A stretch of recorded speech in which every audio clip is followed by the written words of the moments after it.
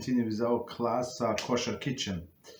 And this segment, with all of them, is going to be dedicated to Refuah Shlema of our dear Rabbi Yaron Reuven Shlita. So he actually had the surgery this morning, 9 a.m. our time, I think, approximately, right? Hopefully it went well. Like so far, we don't have any news, right? His name is Yaron Ben Doris. May HaShem bless him and send him Refuah Shlema.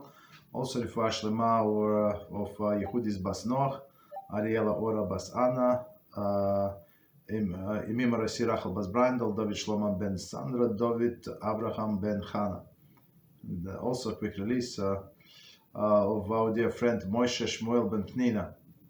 So Baruch Hashem, we learn with him every day. Baruch Hashem, 20 minutes. All right. So we continue with Orchos Tzaddikim. And our big topic is the gate of arrogance. Very interesting topic, very involved. And we're in the middle of one commentary. So we left off on like Hiddush from Rav Yachnas. Okay, and it's... Wait a second. Apologize, 1 second.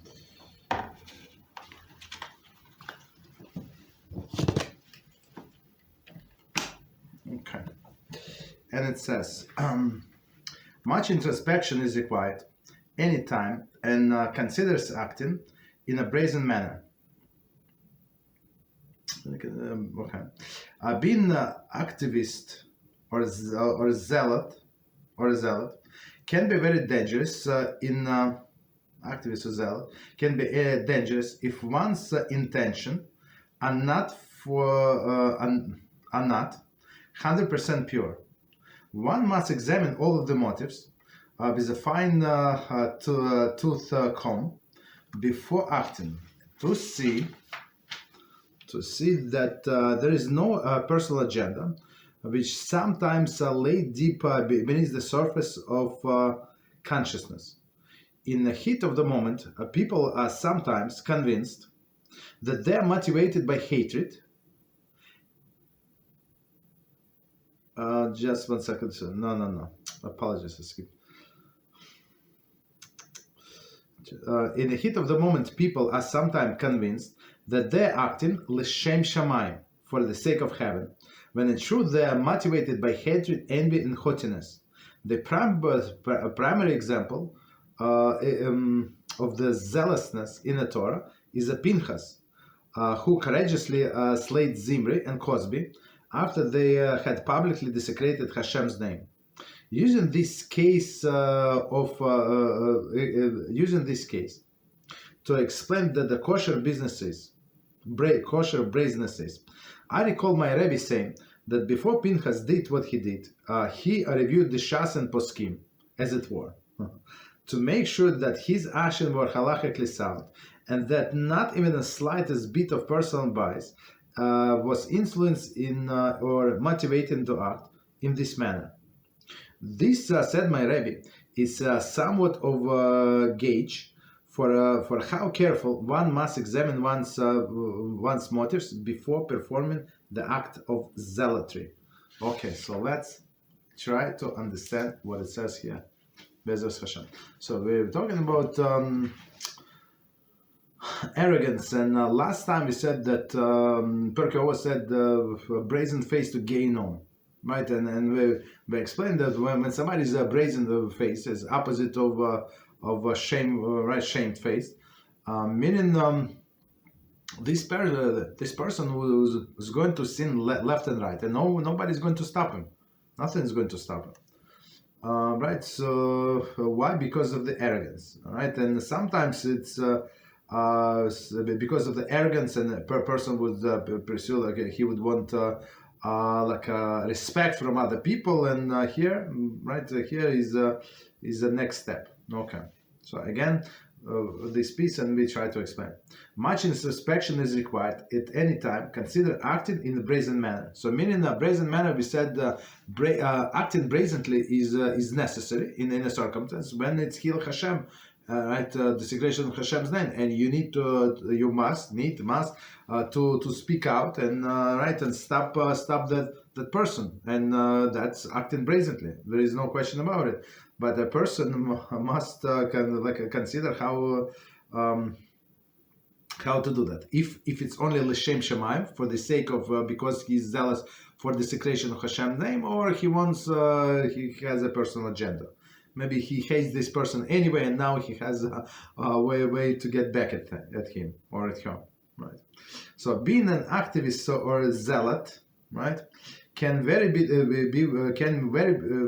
be very dangerous if one's intention is not 100% pure. So meaning, yes, it will looks like that person and would act with pure intention, but with a good intention, and he's zealous to defend whatever the cause. But actually, when you look deep inside, it's not. And only person himself can tell. Nobody else, right? Of course, HaShem and that person himself. But HaShem is quiet, right? Why HaShem is quiet? HaShem is quiet because he gave us freedom of choice. But he will not be quiet, as we learn in HaYashar, right? If you ask him not to be quiet. So if you ask HaShem to help you and direct you, then he's going to send you him. But otherwise, right, you own your own in a sense. So now you own your own, but if a person honest enough, they would discern whether they're acting in this brazen way because of l'shem shemaim, for the sake of heaven, or for the sake of self-aggrandizing. One must examine his motives with a fine-tooth comb before acting, right? Meaning maybe I have a different agenda, right? To see, one second, to see what? Second. To see that no personal agenda, which sometimes lay deep beneath the surface of the consciousness. So meaning that person insulted us, this person cheated us, this person humiliated us. Yes, and he had a high hand at that moment, right? And we kept quiet, not because we forgave him as the Torah commanded us, not because some high motives, but because we did not want to worsen the situation. So now we have a agenda, right? A person now he feels like that it's his chance to get back at somebody, and they're going to act. So now, what he is saying that we must analyze to find details. Why exactly I'm doing whatever I'm doing? Okay. In such a heat of the moment, people are sometimes convinced that they're acting l'shem shamayim, right, for the sake of heaven. Then, in truth, they're motivated by hatred and envy and haughtiness. So, right, so sometimes or many times,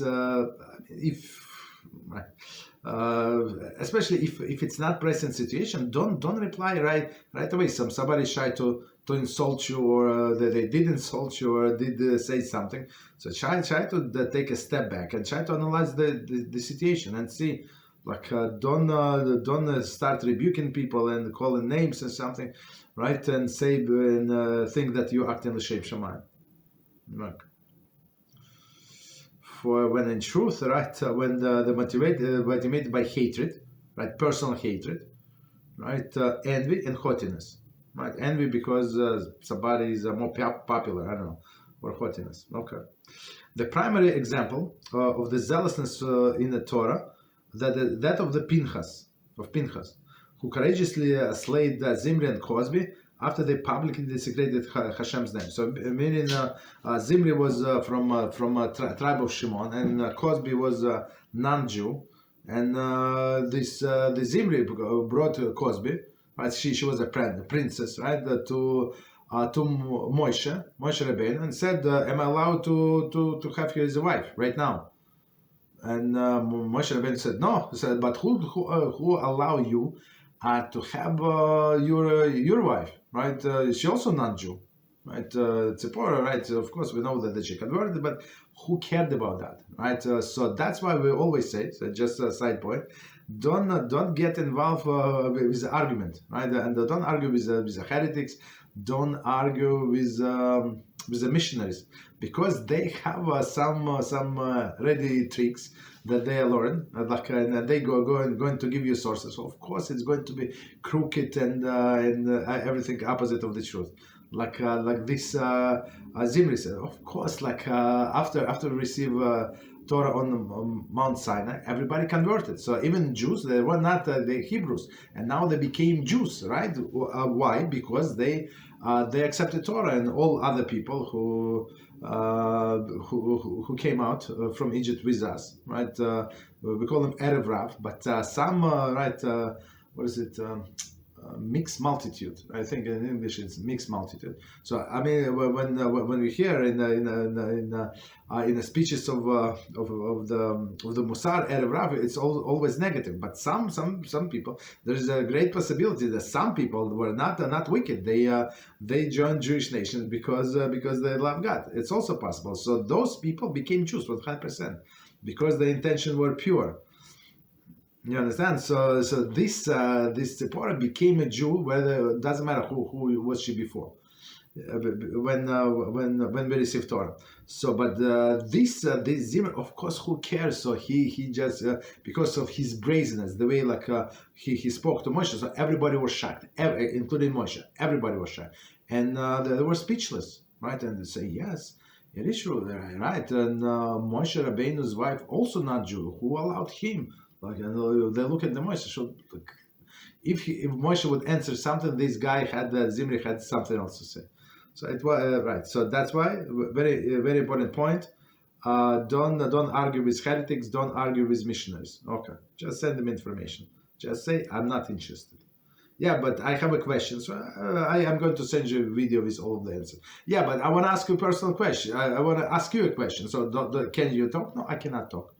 Right, I'm going to send you a video. That's it.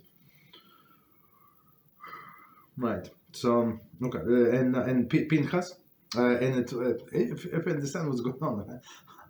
For Pinchas it was suicidal mission.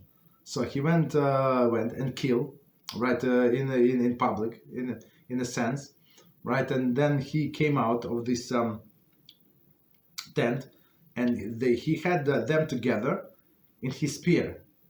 And of course, people who came with Zimri, I don't know, few hundred people, few thousand people from his tribe, so they were there. So they were ready to rip him apart. And guess what? This brazenness, it was 100% for L'Shem Shamayim. So I would say after sometimes, I think it's in the Talmud time, say there is no person as zealous, right, for the sake of HaShem as Pinchas. And it is true. And in all of the generations, in our generations, and I have people who contacted me, and and looks like they read the story about Pinchas and they thought of themselves as Pinchas. Younger people, the different age. So I had to explain to them. So zealous, it was not. They were not zealous in honor, to protect the honor of Hashem, but they were zealous because they hated this person, and they were zealous only this specific area. But what about other areas? So why you're not zealous about other things? Only some specific area and about a specific person. So it's a personal agenda. Right, so people should not lie to themselves. It's very convenient. It's very easy to persuade ourselves that what we're doing is a great righteous act. Right, and continue. So using this case to explain what kosher brazenness is, I recall my Rabbi saying before Pinchas did what he did, he reviewed Shas and Poskim, as it were, right? So meaning before acting whatever he acted, so first he did a review in some sense. There were no Shas and there was no Poskim. Just so I understand, Shas came a few thousand years after that. Okay, more than 1,000 years, almost 2,000 years after. Let's put it this way, right? But meaning that before doing whatever he's doing, so Zimri reviewed the whole halacha and just to see, calm himself down and understand whatever he's doing is only for the sake of honor of Hashem. All right. to make sure that his actions were halachically sound, and not even the slightest bit of personal bias was influencing or motivating to act him in this manner. So meaning, he reviewed halacha, he reviewed, of course, hopefully, it does not say that he consulted his rabbi who was Moshe Rabbeinu. Moshe Rabbeinu was in shock. So he did not, he was shocked, he was frozen. And in some sense, our sages explain, yeah, he was in shock, but also he was hesitant because he was biased. Why biased? Because his honor, this in stake, this Zimri, this guy Zimri, he insulted him personally, not halacha, in general, not HaShem. He insulted this Moshe and his wife personally. So that's why Moshe Rabbeinu was hesitant what to do. Okay. This said my Rabbi, right? Just on side. This said my Rabbi is somewhat of the gauge, right, of how careful one must examine one's own motivation before performing any acts of zealotry. So meaning, we have to understand if what we're going to do is actually l'shem shamayim or because we're angry. We personally this slow life, this anger us. So that's the key. Very deep lesson. 1 second, let me quickly check that. Right, let's stop here. 1 second. So we continue with our class Kosher Kitchen, and we're on chapter 17. We try to finish it. I mean, it's been stretching for a long time because there are a lot of details, a lot of new concepts, and a lot of practical situations that we had to discuss. And our topic was a non-Jewish non-Jewish housekeeper in a kosher home. So I mean, as we saw in many cases, like a recipe to disaster to have a non-Jewish housekeeper, right? Because this non-Jewish housekeeper is going to behave like in their normal self, and our religious to them is nothing. So even unless they would be scared to lose their job, their position, and you're going to tell other Jews not to hire them, so they might consider to take you a little seriously. But otherwise, all the things that we say, this you see this fork goes to this sink, but this fork, you see, it's different. It's going to this sink. Okay, so she said she's going to nod her head and say yes, understand. You go to wherever you go, she's going to wash everything together. Not because she's a bad person, not because she won't wish you bad, but that's what it is. Okay.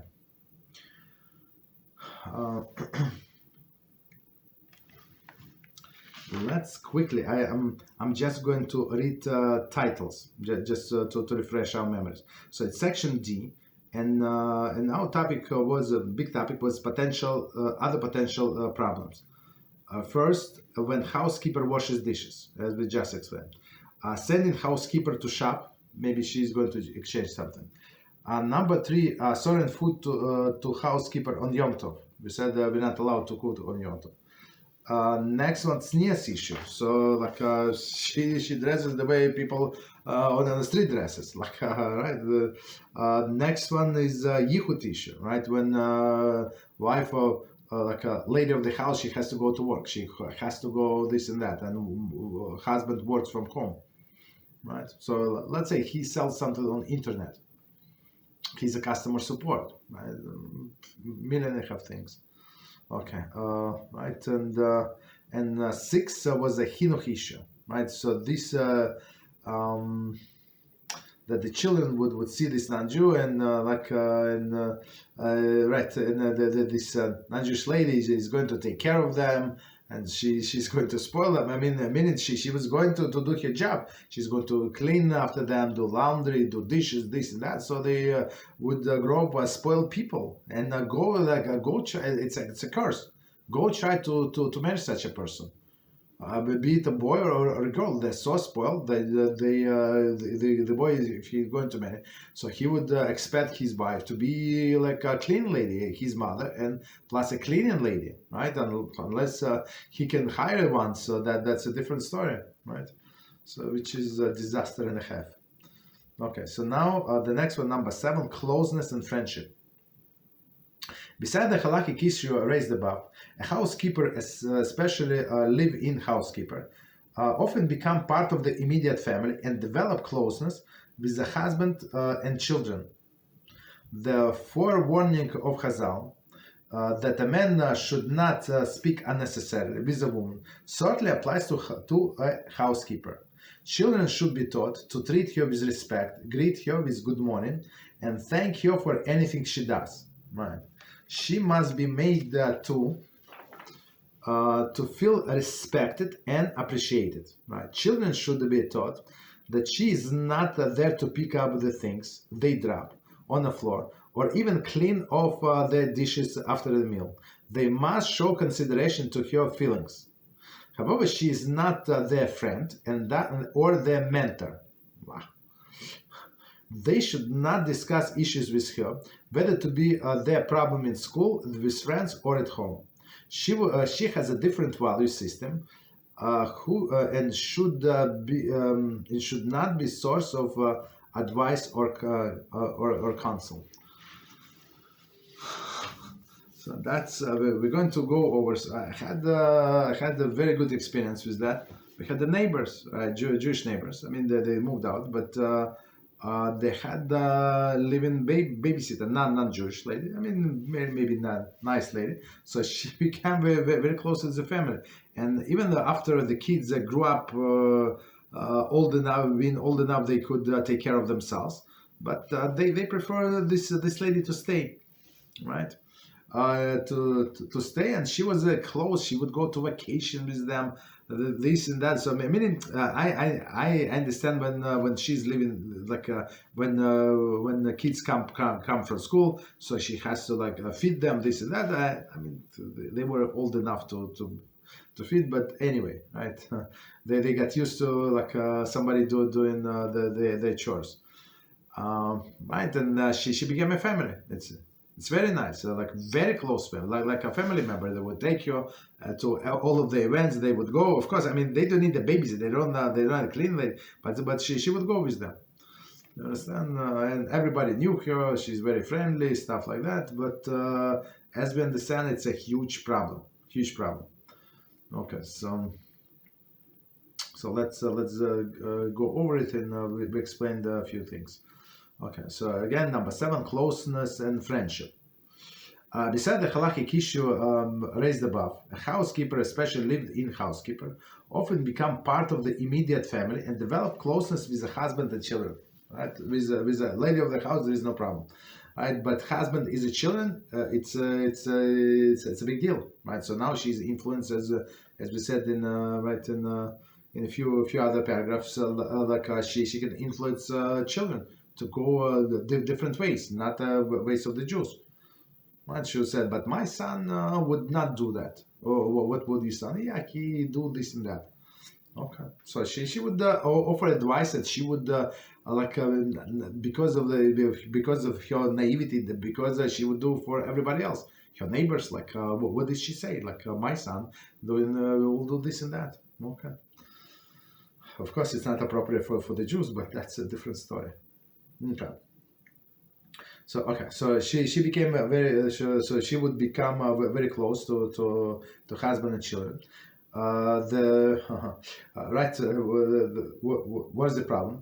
The forewarning of Chazal that a man should not speak excessively with a woman certainly applies to the housekeeper. So of course he cannot just ignore her when he comes home, right, from work or somewhere. So of course he has to greet her, ask her how she, this and that, but that's it. That's the end of the conversation. So that's the end of the conversation. It says, I'll say a person should not speak excessively to his own wife. He will also say to somebody else's wife, or this lady, right? Okay. Right, so that's and some people feels they're obligated to break the silence. So you should not be silent. So somebody should speak. No, the silence is good. So silence is good. So children should be taught to treat her with respect, I greet you with good morning. Thank you for everything she does. So it's very, very important for children to have this education, right, upbringing. So they treat you as not a second class citizen or something, right? With respect. Good morning, and right, thank you for everything she does. Like, and right, when they say thank you, right, with concentration, that's a great deal. They would appreciate, right? Appreciate you very much, and her and whatever, right, whoever pays for her services, because she's not doing out of goodwill and nothing else to do. She's doing that because their parents paying for that. Okay, so she must be made to feel respected and appreciated. So she's human being.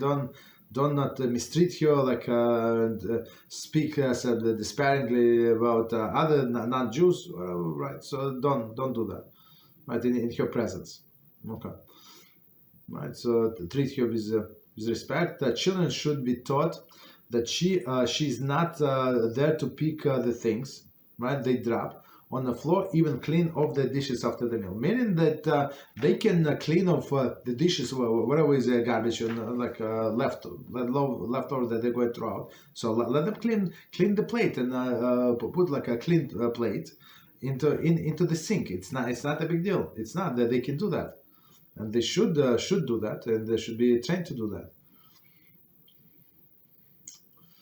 Right, and don't drop like on the floor like children that just throw whatever things. And I remember like I was trying to help somebody, and I came to the person's apartment, almost like fainted. Like they had adults. It's not like kids, like all the things, the dirty things on the floor, like all over that. Some bags, some dirty clothes. When they lived in a private house.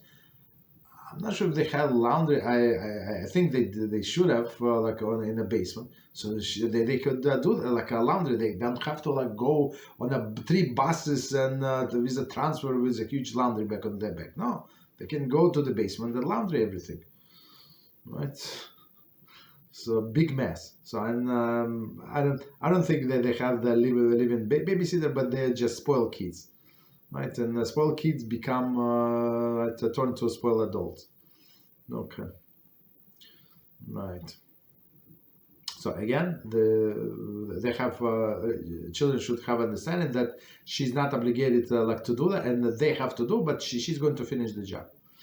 And then must show consideration for her feelings, right? So don't laugh in her face. Don't So some people speak they switch to different language. Some so you would not understand, right? For example, you ride in an elevator, and some people without manners, like foreigners, right? You even from the same company. Yes, I understand. It's easy for them to communicate in their own language, right? Second language, whatever is it. But I'm also standing here, right? I'm also standing here. So sometimes I apologize. They catch themselves like you look like a dummy. Right? That's not right. And it should be taught to children as well. So she would think that they are speaking about her in her face and making fun of her, right? Discussing her. So. However, she's not their friend, right? So on one hand, treat her with utmost respect. And here is the general approach to all non-Jews, right? We have to treat them with utmost respect, but remember, they're not our friends, right? And now they are not our mentors. So we cannot tell them what, about other Jews. Absolutely not, right? And they should not discuss the issue with her, any issues, whether it be a problem with school, right? So because they're afraid to tell their mother, right, with their friends or at home, right? Father does not like mother, mother does not like father, or my mom, my sister is okay. So not allowed, right? And she has a different value. She has a different value system, and should not be source of advice and counsel, right? Because you ask her advice, or some people just offer advice. You tell them what happened. I mean, I don't tell anybody, but let's say somebody tells this person what happened, and this person offer an advice, like unsolicited advice. Why right? So if nobody asks you, so yeah, just keep quiet until they ask you. Okay. And sometimes, as we learn in the Sefer Chafetz Chaim, when we are allowed to listen to Lashon Hara for constructive purpose, and example, a wife came furious from her office because her boss did this and that, a coworker said this, whatever happened, right? And she's allowed to let her steam off, and you're allowed to listen to. Of course, there is a guidelines. We're not allowed to believe her, not even her, in general, right? Yes, you're allowed to listen, so to help to let the steam off, but not allowed to believe. And many times, don't make any advice. Don't do any. She's not saying you're a close friend, and not saying you to ask you advice. You understand?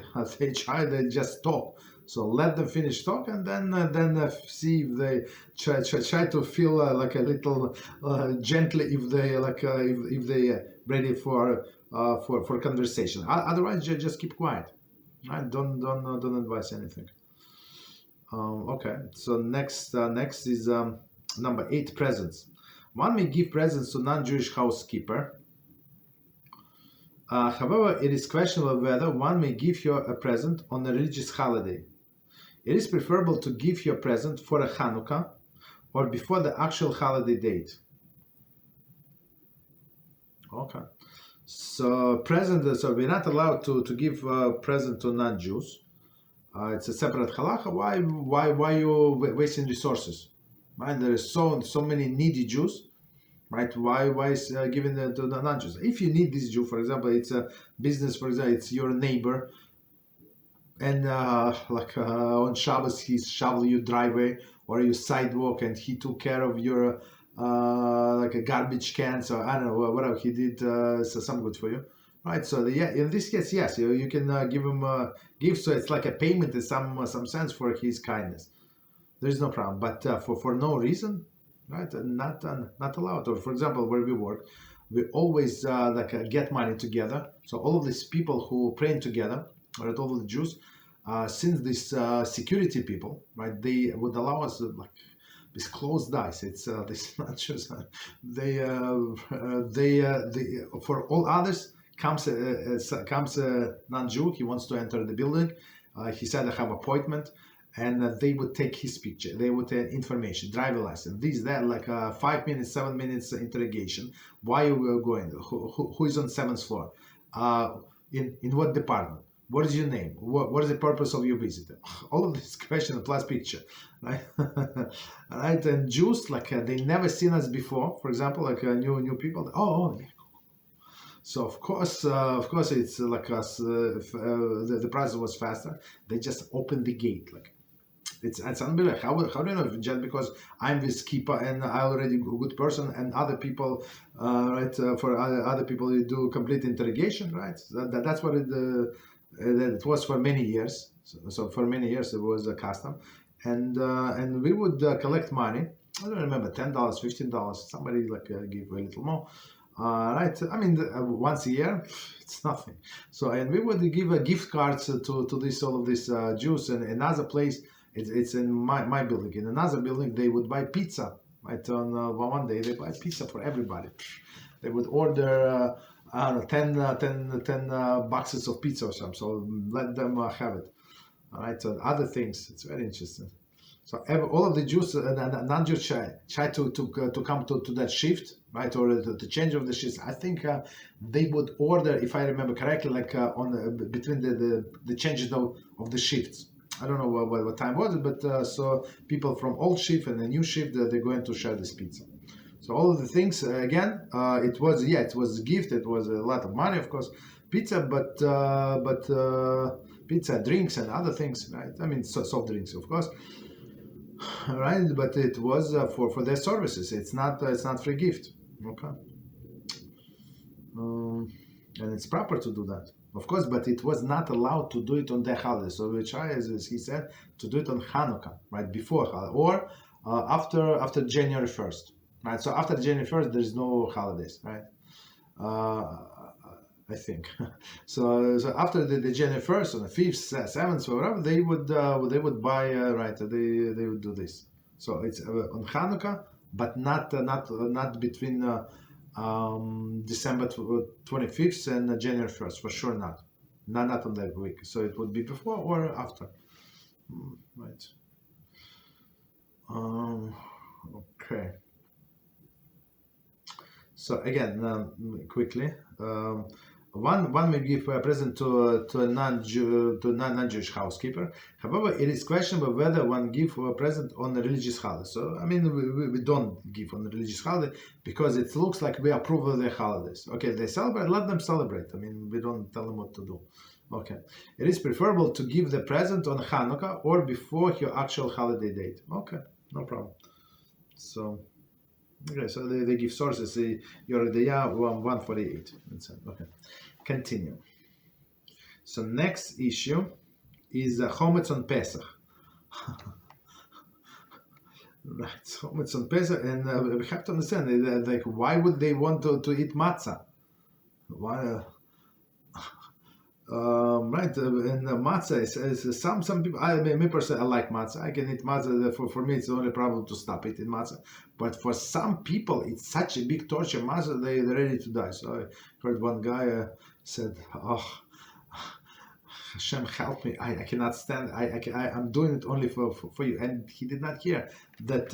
He did not know that I was there. So I was there. I was like from another side of the wall.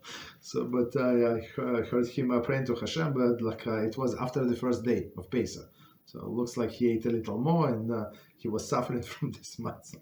So I mean, it's not the healthiest food, right? And we understand why this non-Jew said, "Okay, you want to eat matzah, you eat matzah, but I want to eat my bread. Like, where's the problem?" Right. So, but the problem is if she wants to eat her bread in our kitchen, right? It's her chametz, but she leaves crumbs everywhere. That's the issue. Okay. Or she decided to cook like a pasta or something. Okay. So number 9 is chametz on Pesach. One give a housekeeper money on Pesach and tell her, go and buy yourself lunch, even though she will certainly buy chametz, for example, pizza. However, he may not say, go buy yourself pizza. Okay, so that's very important point. Let's finish. I'm going to explain. A temporary housekeeper should not bring her chametz, chametz lunch, and eat it in a Jewish home on Pesach. If this cannot be avoided, one should provide her with a particular place where she eat and make certain that the area is thoroughly cleaned and washed of any remnants. Any leftovers should be removed from the house, not placed in a Jewish garbage pail. However, one may not permit the live-in maid to bring chametz to eat in one's home. If she has a room of her own, she may eat the chametz in her room. Okay, so let's as we see, there are many. It's very appropriate, right? We're in the Pesach now, right? Chol HaMoed Pesach. Okay, so let's try to understand. So from the beginning. So technically, it says so we have three prohibition on Pesach. Of chametz. So one of them, not to own it, not to see it. So not to see what is ours, not to own what is ours. But if it's somebody else, if they came, it's there. It's not. She came. Even this living babysitter, she brought her chametz. Like it's her chametz. It's not ours. Just because she lives in my house does not mean. That it's my chametz, right? She bought her for her own money. Okay, so one more time. One may give a housekeeper money on Pesach and tell her, go buy yourself lunch, even though she will certainly buy chametz or pizza. There is pizza. Okay, so that's very important concept. So we can give the money even though we know that they're going to spend on something. Right. What was the nice example? 1 second. Escapes me. But okay, let's stick to this one. Right. Chametz on Pesach. So, meaning the chametz is going to be bought with our money, but it's not our money. Like, if you think about it, as soon as you give her money, she can do whatever she wants, right, with that money. You tell her, go buy yourself lunch, and she decided, I'm going to skip lunch and I'm going to save up money and buy me myself, I don't know, whatever, something, dress or something, right? So it's her own business. Okay, so we can give her money with understanding that she's going to buy pizza. Okay. However, one may not say, go and buy for yourself pizza, right? Because in some sense, we derive a benefit, right? From our money, we derive benefit. So now she's going to eat pizza, she's going to get stronger and work better, right? Not allowed. A temporary housekeeper should not bring her chametz, lunch, and eat in right, temporary housekeeper, right, in a Jewish home on Pesach. So all of these things can be worked out on a telephone, right? You can tell them not to bring your own lunch. I'm going to cook for you, Miss so and so. Don't worry about it. Like very special food only for you. So like make you feel on special and give you a Pesach food. That's it. If this cannot be avoided, one should provide for yourself a particular place where to eat and make the sort and the area thoroughly cleaned and washed after of any remains. Right. So if she like insists to have her own lunch, so have maybe like a disposable tablecloth, and then just as we're going to say, don't throw in your garbage. So it's like when she eats, it's her chametz. But when you put in our garbage, it's our chametz. Of course, we treat it as garbage, but in a sense, it's became ours, right? She left, but these crumbs became ours, right? That's the problem. So you can always put it like in a public garbage pail. Okay. Okay. Any leftover should be removed from the house. Right, not placed in the Jewish garbage pail. As soon as you place it, you became an owner. Yes, it's like you don't want it, but it's yours. However, one may not permit a live-in mate to bring chametz into one's home. Right. So with this person, we have a closer relationships, and she must like hold by our rules, right? Because if she wants to live here. And this lady that only comes from time to time, it's understandable. She like she care less. But the one that live in, so she would right. We would require her not to have chametz. 115. Since it may appear that the Jew providing her with chametz, right? Marisign. So people think that we eat chametz and we give her chametz. So meaning what, that she would. Right, she would eat her sandwich, for example, and now there is somebody at the door ringing the doorbell, and she with her sandwich in her hand. She goes to answer the door, and there is a Jewish guy. Everybody is shocked because they think, yeah, maybe the whole family having the sandwiches, not only this housekeeper. Understand? So that's why we say don't do it. If she has her own room, she may eat the chametz in her room. So it's a general rule, right? For example, we have a two-family house, right? You have the different rooms, right? If you rent room to somebody, that person becomes an owner of that room for a specific period of time, right? We cannot enter that room without permission, stuff like that. So it's their room, in a sense. You sold this room for a period of time, so they can do whatever they want. I mean, not whatever they want, but normal things. Meaning she can eat chametz there. There's no problem. Okay, and last point, number 10. A housekeeper room. If one provides a private room to a housekeeper in their home, one should put mezuzah on the door. She may use her television in her room on Shabbos, provided that is not heard outside of the room. One who has no television or his her own one who has no television of his/her own should not permit one's children to watch television. Wow, in a housekeeper room. She may make a phone calls from her room on Shabbos, but she should not use the family phones in other rooms. Right. In conclusion, okay, before we get to conclusion, so let's let's go over this point. So I mean that's very very very important points about the television. Yeah, she can watch television, but if you don't have a television at home, right? So now all of the kids are going to go, and she says, "Oh, you're here. Let me play some cartoons for you, right?" And cartoons, and then advertisement, and then they're watching movie together, right? Romantic movies, right?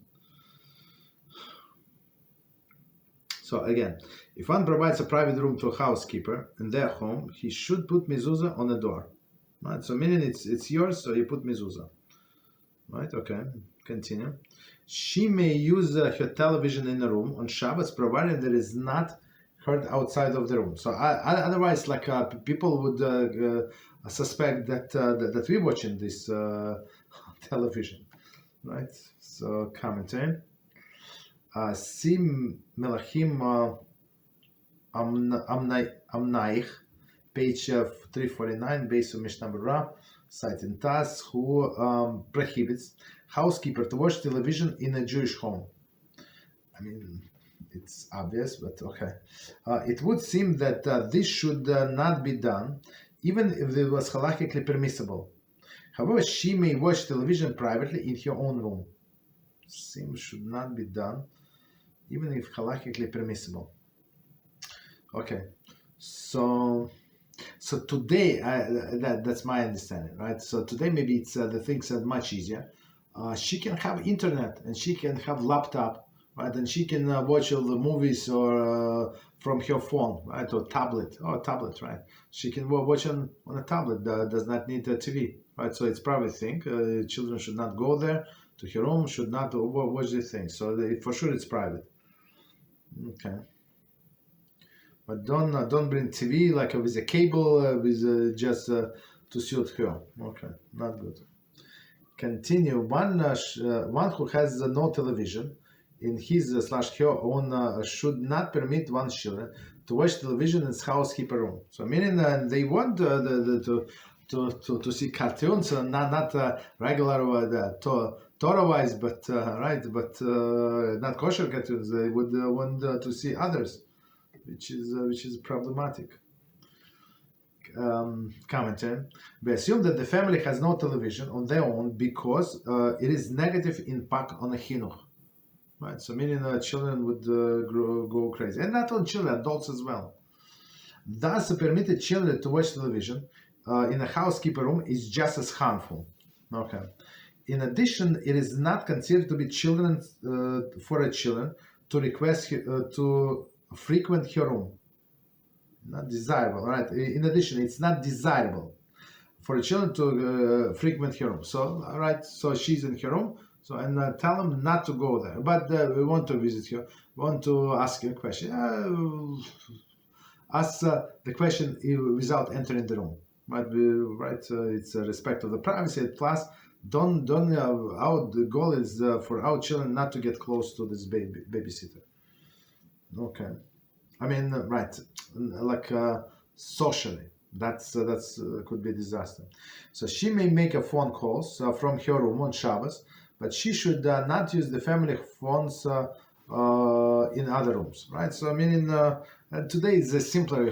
She has a cell phone. She can call whoever she wants, no problem.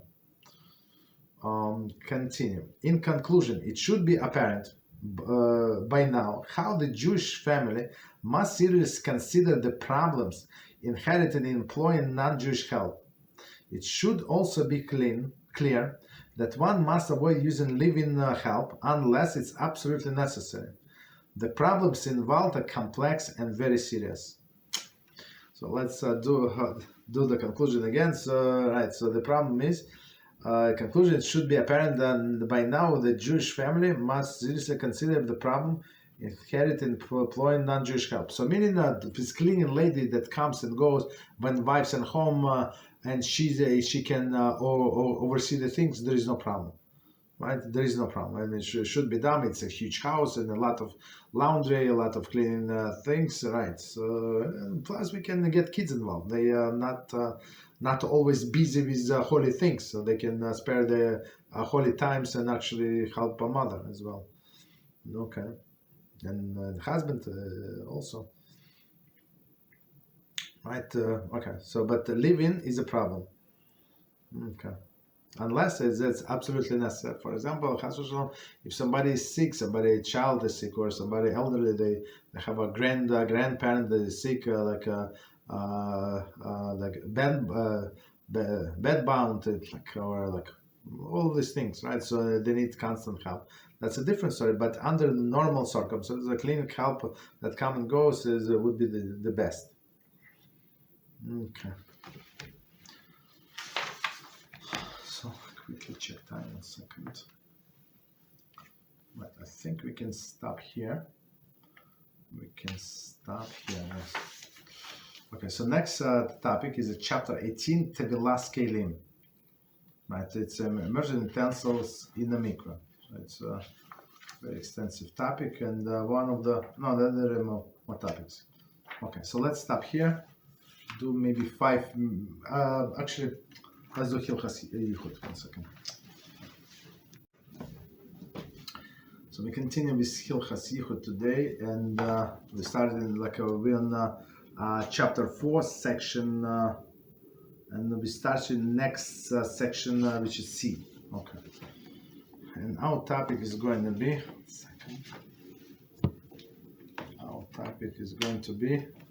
very interesting, which is prutzim / prutzos, right? So meaning immoral person, there is a lack in sneers and refinement,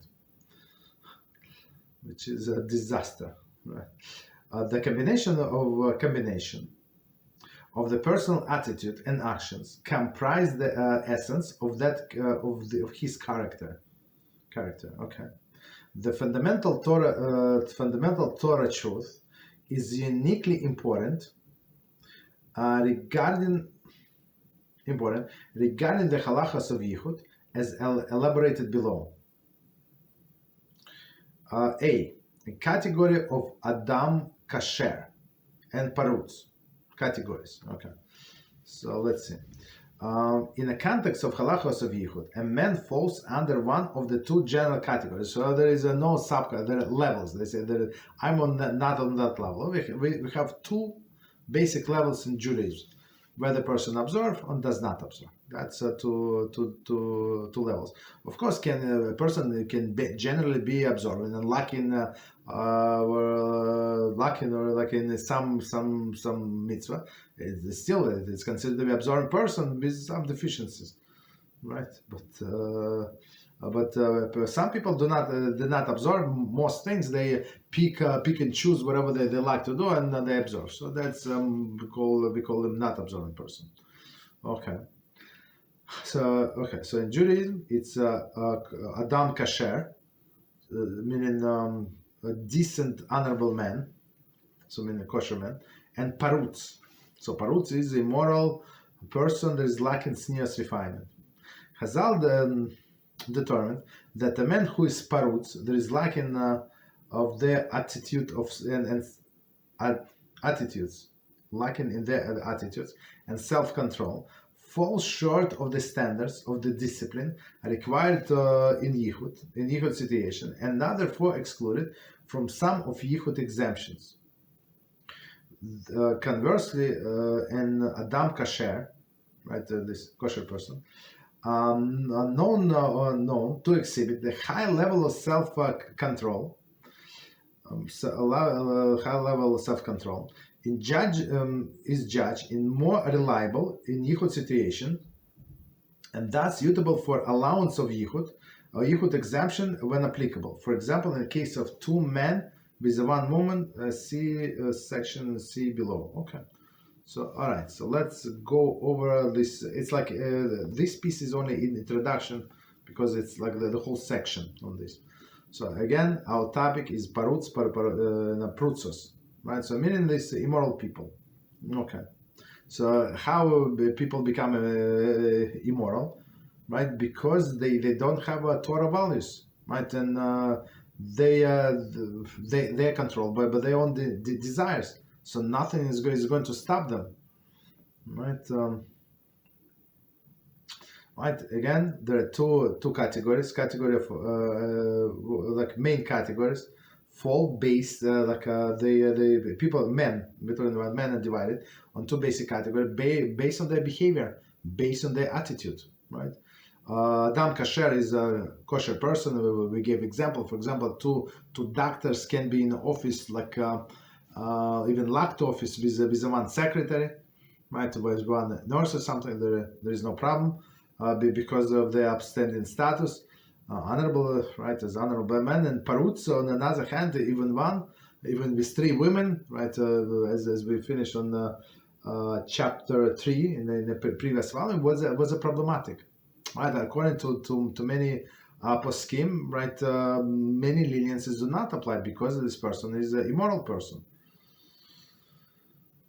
Right, and and Chazal explain who is this parutz, immoral person who cannot control himself. So he's more on an animalistic level, basically. Right, so he is beautifully said, falls short of the standard of discipline required in Yichud situation, and therefore exclude from some of the Yichud exemption.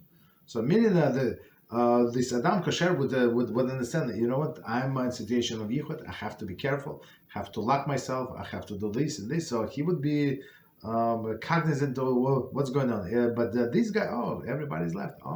It's me and her. Right, and another person. I mean, if it's he and her, it's forbidden on the biblical level. We say like if there is a third person there. Okay. Right, and Adam Kosher, this kosher person, like known to exhibit a high level of self-control, right, and judge is more reliable in Yichud situation, right, meaning that he's not going to do something inappropriate. Of course, if a person is provoked, like we don't know what happened, but we're talking about under normal circumstances when usually a man is initiator. Okay. Right. So meaning this abstaining man, there's no problem with with some exemption as two men and one woman. Okay. So next is A1, definition of Adam Kosher. There is disagreement among the commentaries and the poskim on the precise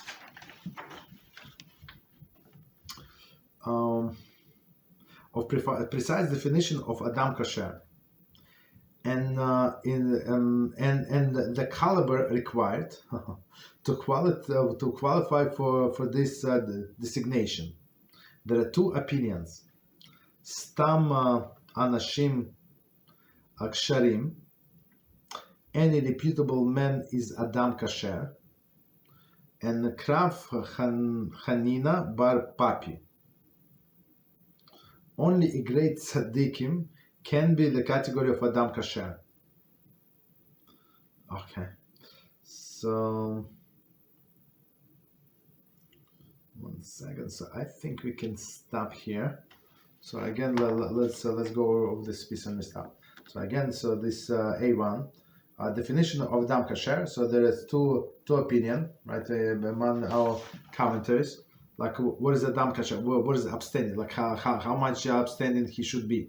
Right, a complete tzaddik, or he can write what caliber. The word caliber requires to have this reputation. So one is more lenient. The first one, stam anashim ksharim. So any reputable man is Adam Kosher. So meaning reputable man, if he's basically Torah observant man, and we don't know anything like otherwise. So he's Adam Kosher. So it's like. This halacha applies as we learned in our class Kosher Kitchen, like long time ago, Baruch Hashem, long time ago. So we said it is allowed if this person is this tam anashim ksharim, this person like known as a kosher person. You don't know anything against him, so but he looks normal, behave normal. You see him in his synagogue. His wife is married, stuff like so. We assume that they're kosher people, and technically you can go to their home and you can eat in their home, right? You assume that everything is kosher. You don't have to check. If somebody is mahmir, they can ask.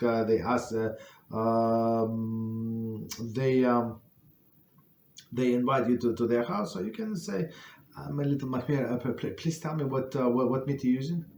Where do you buy your meat?" So, for example, right? So, right, and they tell us, "Oh, thank you very much. Thank you for this. Oh, what's that? No, that's fine. Maybe another time." So, right, and say, "Is it problem with me?" Yeah, we don't go, but these the discussions we actually prefer this and that. Okay, so no problem. Right, but otherwise, if you do not care, so if it's only glad, like kosher glad, so right, so you can go. But if you prefer like some special kashrus that still does not make this person not kosher, right? So, but if it's not meat, so you can go and eat in his house basically, because you assume that everything is kosher. So that's the first definition of this kosher person. And second one, Kerav Hanina ben Poppy, right? So what does it mean? The only the greatest tzaddikim can be in the category Adam Kasher. So meaning like Kerav, right? Like Rav Hanina ben Poppy, right? So meaning like huge tzaddik, only in that category. Meaning all of us are out of the commission. So we're not considered to be in that category. I think we're going to see like a bottom line. But I mean, as we said in the first volume, the bottom line is not according to the second opinion. It's second opinion, there is no opinion basically. Right? All of us are considered to be in the second category of prutzim. Right? So I think the halacha is we're going to learn BeEzrat HaShem next time. Right, so all of the normal observant people, right, they are considered to be Adam Kasher. Okay, so let's stop here, 5 minutes break, and we continue with other topics and answer the questions. BeEzrat HaShem, 5 minutes. So we continue today with our book HaYashar, and we start a new chapter today, 25, and our topics are going to be BeEzrat HaShem. In which, so chapter 25, in which it will be explained that the sage's dictum HaShem will bless you with wealth and protect you from destructive spirits. Right. So again, so HaShem is going to protect you from destructive spirits, and the miser is delivered into the hands of Sitra Achra. Okay. And damaging spirits rule over his wealth. So meaning this miser, including the episode of misery moil. Okay, so moil and misery, it's very interesting because it's not so simple. So the technically moils, they doing the mitzvah, they're working for free. So and he's a miser. I'm not sure. Like we're going to see. 1 second, just to make sure. Right. Okay. So we'll go good.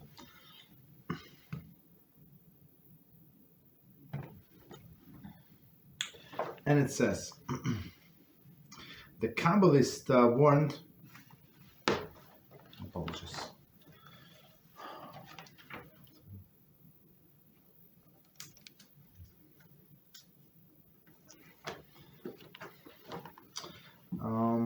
The Kabbalist warned that one must travel alone without complicating thoughts of the Torah. Kabbalists warn that one must not travel alone without contemplating thoughts of Torah and fear of heaven, lest the Sitra Achra cling to him. The Zohar states clearly in Parashas Vayishlach 169b that when in town, if person is out alone at the hour that people are not usually found in the street, the Sitra Achra will cling to him, and he will not escape without committing some iniquity that very day. Okay. Therefore, he must conduct himself in the following manner.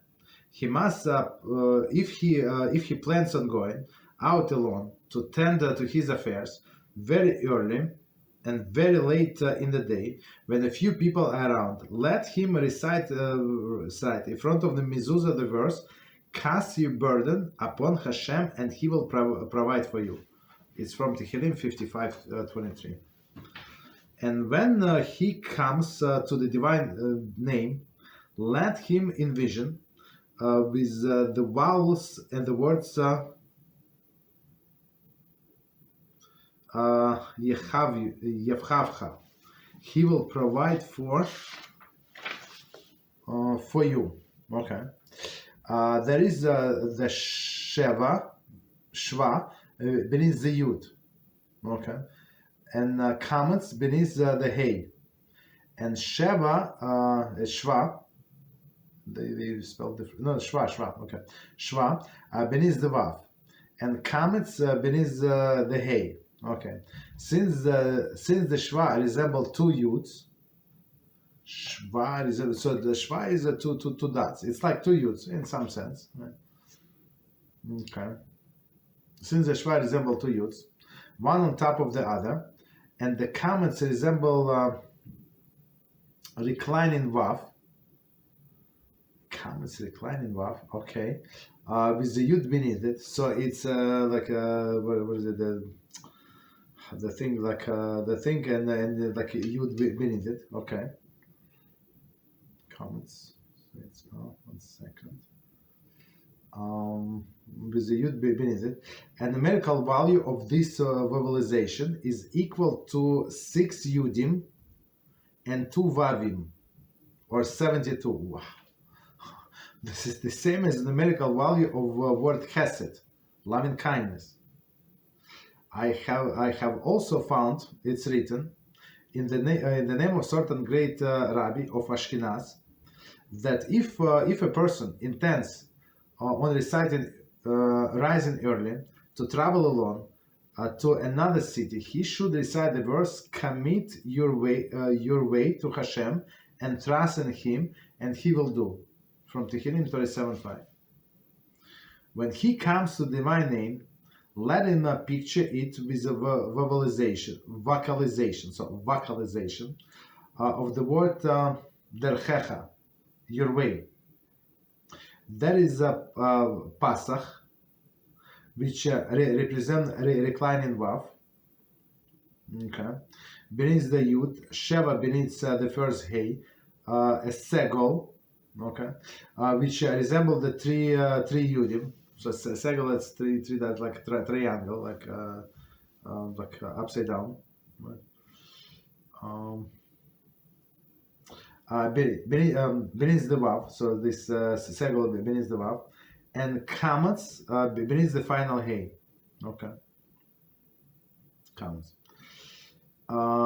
Again, the total of 72, the value of loving kindness.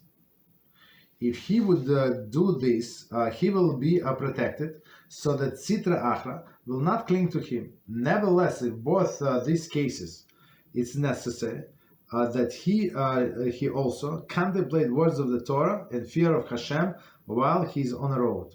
Only then he will be protected from Sitra Achra. When he first sets out, he is especially in need of protection. So let him be sure to recite the traveler's prayers as well. A person must also resolve not to be too miserly. For although the Holy One, blessed be He, can incline the person's heart at will toward the generosity of miserliness, it is better that individual motivate himself in this regard rather than praying that Hashem change his heart. Very interesting idea. I think we discussed it before in B'Siyata D'Shmaya in my morning class. Nevertheless, he must also not to be too liberal and give beyond the means, lest he himself be in need of charity later on. Now let us return to original topic. It is preferable to recite traveler's prayer at home before setting out. Halacha is not exactly like that, as we learned in Kitzur Shulchan Aruch. But let's continue. As it taught in the Zohar, Parasha Beshalach, Rabbi Abba began and said, "It is most proper to recite traveler's prayer at home before setting out. It is also good to recite the portion of the binding of Yitzchak. Here is what Zohar has to say on the matter of on that matter in Parasha Vayishlach 178a. Rabbi Lazar and Rabbi Yitzchak were walking along the road when the time for the morning Shema arrived. Rabbi Lazar stood still and prayed and recited Shema along with the morning prayers. Okay. Rabbi Yitzchak asked, did you not learn that before man sets out on a journey, he must seek to live of the master and pray? Rabbi Lazar replied, when I set out on a road, neither the time of the Shema nor the time of the prayer had yet arrived. Therefore, now that the sun has risen, I prayed. Nevertheless, before setting out, I did make a request of the Holy One, blessed be He, seek His leave. They walked until they came to a field. They sat down and saw the mountain towering over them, upon which were the strange creatures. Mountains towering over them, upon which were the strange creatures. Rabbi Yitzchak became frightened. Why are you afraid? Asked Rabbi Lazar. Rabbi Yitzchak replied, I see that this mountain is very rugged, and I see that the creatures upon it are strange, and I'm afraid lest they begin to quarrel with us. Rabbi Lazar said back to him, if a person is afraid, it is only because of his sins that he is afraid.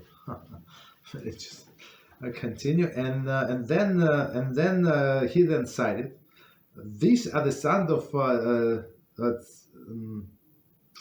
Tzvion, Ayah, and Anach. The time of Anna also found the mules, Yeminim, in the desert. The word Yeminim is written missing a Yud. Okay. So it's Yud Mem final Mem. Okay. The concept here is there is a certain kind of destructive spirit, heaven spare us, that focuses in particular upon those of guilty of immoral acts from which mamzerins are produced. There is adulterous and incestuous relationships bearing penalty of chorus. Okay. So these spirits are called Yemim. Sorry. It is written without Yud to indicate that they were created on the eve of the first Shabbos, just at dusk. Okay, related to Yemim or to Yom. Okay, day. It is a plural. It is a plural, but missing plural Yud. Okay, to indicate that is it doubtful to which day this creature belong. The proper place for these destructive spirits is upon the high mountain, where no seed or tree can be planted. The barren region is for their proper place, and these are the strange creatures. That Rabbi Yitzchak saw. Anna mentioned in the verse above, once visited the mountain where this creature adhered to him. Therefore, the sages tell us in Pesach 54a, he himself gave birth to mamzerim, and that he also was the first to graft different species to produce a mule, a hybrid of horse and donkey.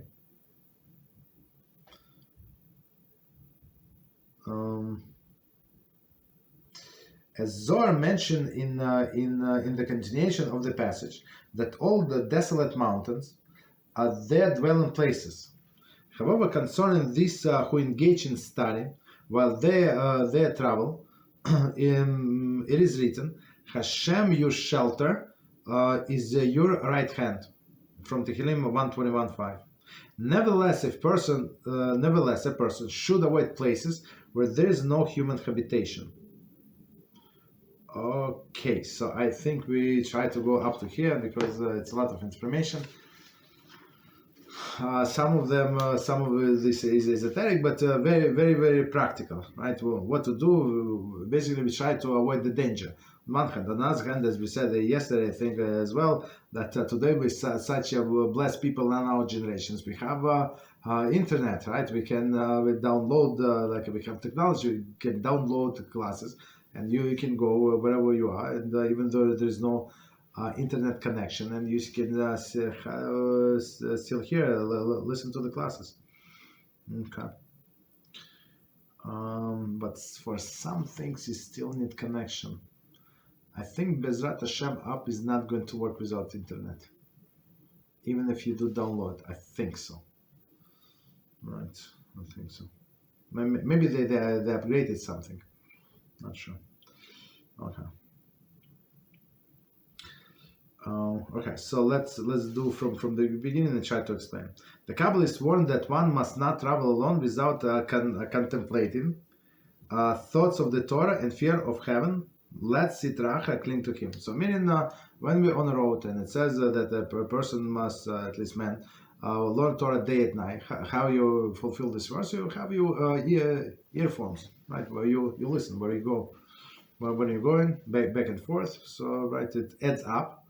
Right, so I have to go to shul like in the morning, at night, going back, going there, going back, there, back. So and then you have easily have an hour of learning easily.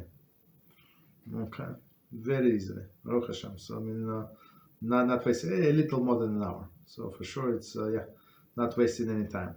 Okay, so but before that, so a person need to remember some Torah thoughts, right, and try to contemplate them, work on them, right. Otherwise, what if he decided to not to do that? So Sitra Achra will cling to him. So it's whether holiness or unholiness. There is no a neutral. There is no middle way.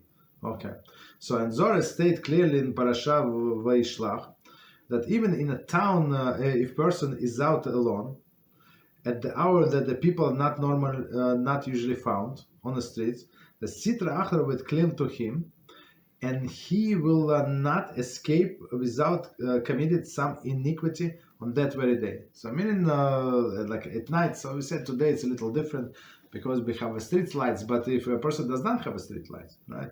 And it's a time when people usually not out, so like in the morning, very early. So when I walk to shul, there are not too many people on the street, like few people, few people, very few, right? Very few people. And when I come back, it's much more people, much more, right?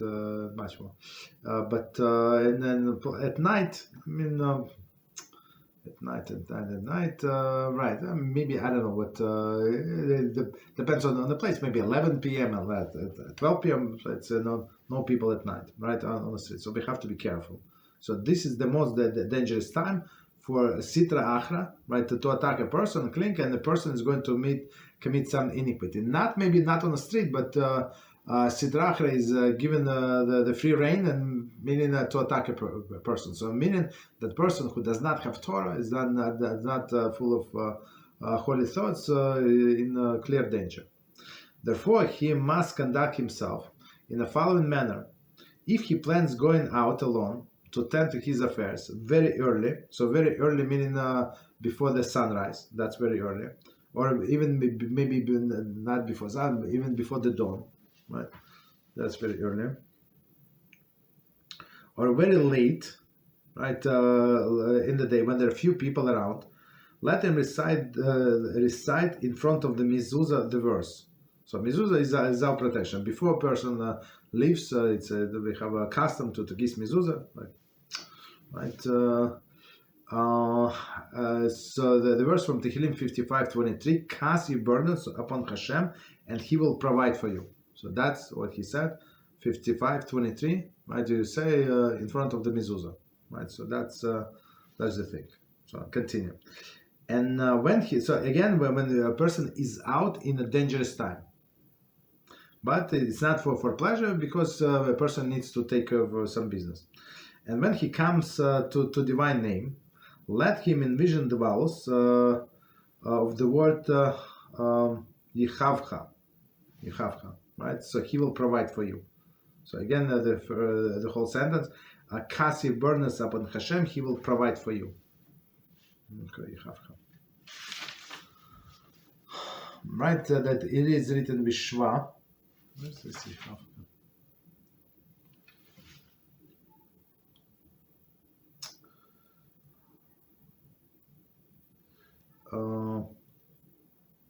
Okay. Okay, so it's written with a Shva beneath the Yud, right? Beneath the Yud. So Shva meaning it's like two dots, meaning it's silent. So like a silent means it's like a shorter letter. Okay. A Chametz, right? Beneath the hay. Okay. So meaning Ha. Right, Shva. So again, like a silent, like short sound beneath the Vav. V. So it's not Va, but V, right? And then Chametz beneath the sound Hey. Okay, so Ha. This since Shva resembles two Yudim, right? So meaning like one like a column, right? Two Yudim, one on top of the other. So Yud is actually like a comma, but like two, right? So like a column. Okay, so we got the point. One time, all right, and the commas resemble reclining Vav. Very interesting. With the Yud beneath it. So reclining Vav, like with the Yud beneath it. Okay. So the numerical value of this vocalization is equal to 6 Yudim, right, and 2 Vavim. So right, and 2 Vavim. So meaning what? We're not counting here gematria of the word. We here count the gematria of vocalization. Very interesting, right? So and right, it's altogether 72. And this is the same, so 72 is the name of HaShem, of course, we know. And this is the name of numerical value of Chesed, loving kindness. So meaning we ask for Hashem's loving kindness to save us. I have also found written in the name of certain great Rabbi of Ashkenaz that if person intends on rising early, travel alone to another city, so meaning all this dangerous time, so and we know that Sitrachra and right they are allowed to attack person when he or she is like places of danger, in situations of danger. Meaning if there are no people out street, there is a danger. Okay. So right, so he said, we said verse Tehillim 37:5, commit your ways to Hashem and trust in Him, and He will do. Again, commit your ways to Hashem, right? And be God, right, a Torah observant person, and trust in Him, and He will do. So when he comes to divine name, right, he let him picture the vocalization of the word derchecha, your way. Derchecha, your way. Okay, that with the patach, right? Again, patach, which resemble reclining vav. Beneath the yud, so vav and yud. Okay. Shva, so meaning two dots. Beneath the first hay, a segel. Segel is three dots, like upside down triangle. Right? The segel is right? Segel. Sound Right, continue. Beneath the vav, so segel beneath so ve. All right. and Chametz, beneath the final hay, again for a total of 72 value of loving kindness. So whether this verse or another verse, so when our sages say what verse to say, they have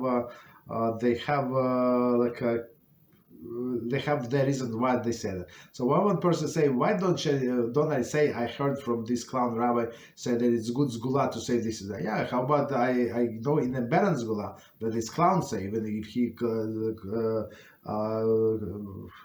say that it's from Zohar or something, from Kabbalah, try to a Siddur, whatever Siddur said, it's even better. Right, because Sidra is approved by the Great Assembly, right? These sages of Great Assembly. But other things, maybe he said it, it says in Zohar and not so. Maybe he misunderstood it. Maybe he kept his book upside down. So we go by the sages. Whatever they say, like all of these lines. For example, there's Chodo, right? So if you look Chodo in Psuki de Zimra, like first big paragraph. According to Ashkenazic tradition, according to Sephardic tradition, it's second paragraph, right? So right. One second. Sephardic, I think they say Chodu, and then Baruch Shamar. I think. But Ashkenazim would say Baruch Shamar and then Chodu. So I mean it's the same, but there's like the difference what comes first. So this and this Chodu, like a long paragraph. So if you see like on the footnotes on the bottom, it came the sources. It's 1.5 million sources. So meaning these sages have divine wisdom to put up together this long paragraph with from a combination of multiple of sources. From there one line, another line from this source, and they combine like in one text. Yeah, when you read it's one like a flowing text, but if you look at the bottom of the footnotes, like it came from all over the Torah.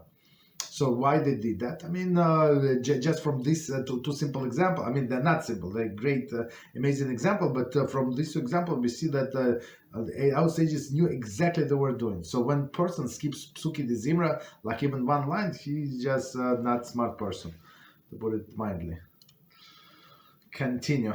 If he will do this, right, then he will be protected, so that the Sitra Achra will not cling to him.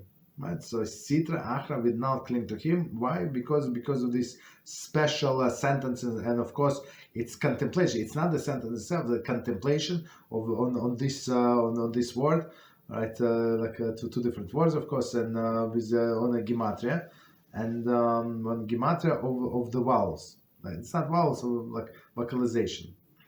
Okay, very interesting.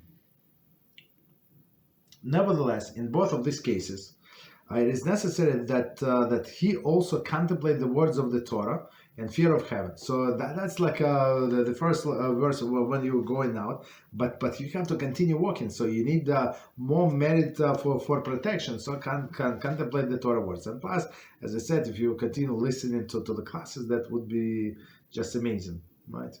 So right, but in olden days, contemplating the Torah words. When he's on the road, only then he will be protected from Sitra Achra. So meaning because two thoughts cannot occur in in a person's head in the same time, right? As we learned before, right? So if he's like in his mind is a Torah, so meaning there's no room for Sitra Achra. When he first steps out, he is especially in need of protection. So let him be sure to recite the traveler's prayers as well. So we say Tfilas Chaderach, and last time we went over in I'm going to remind us in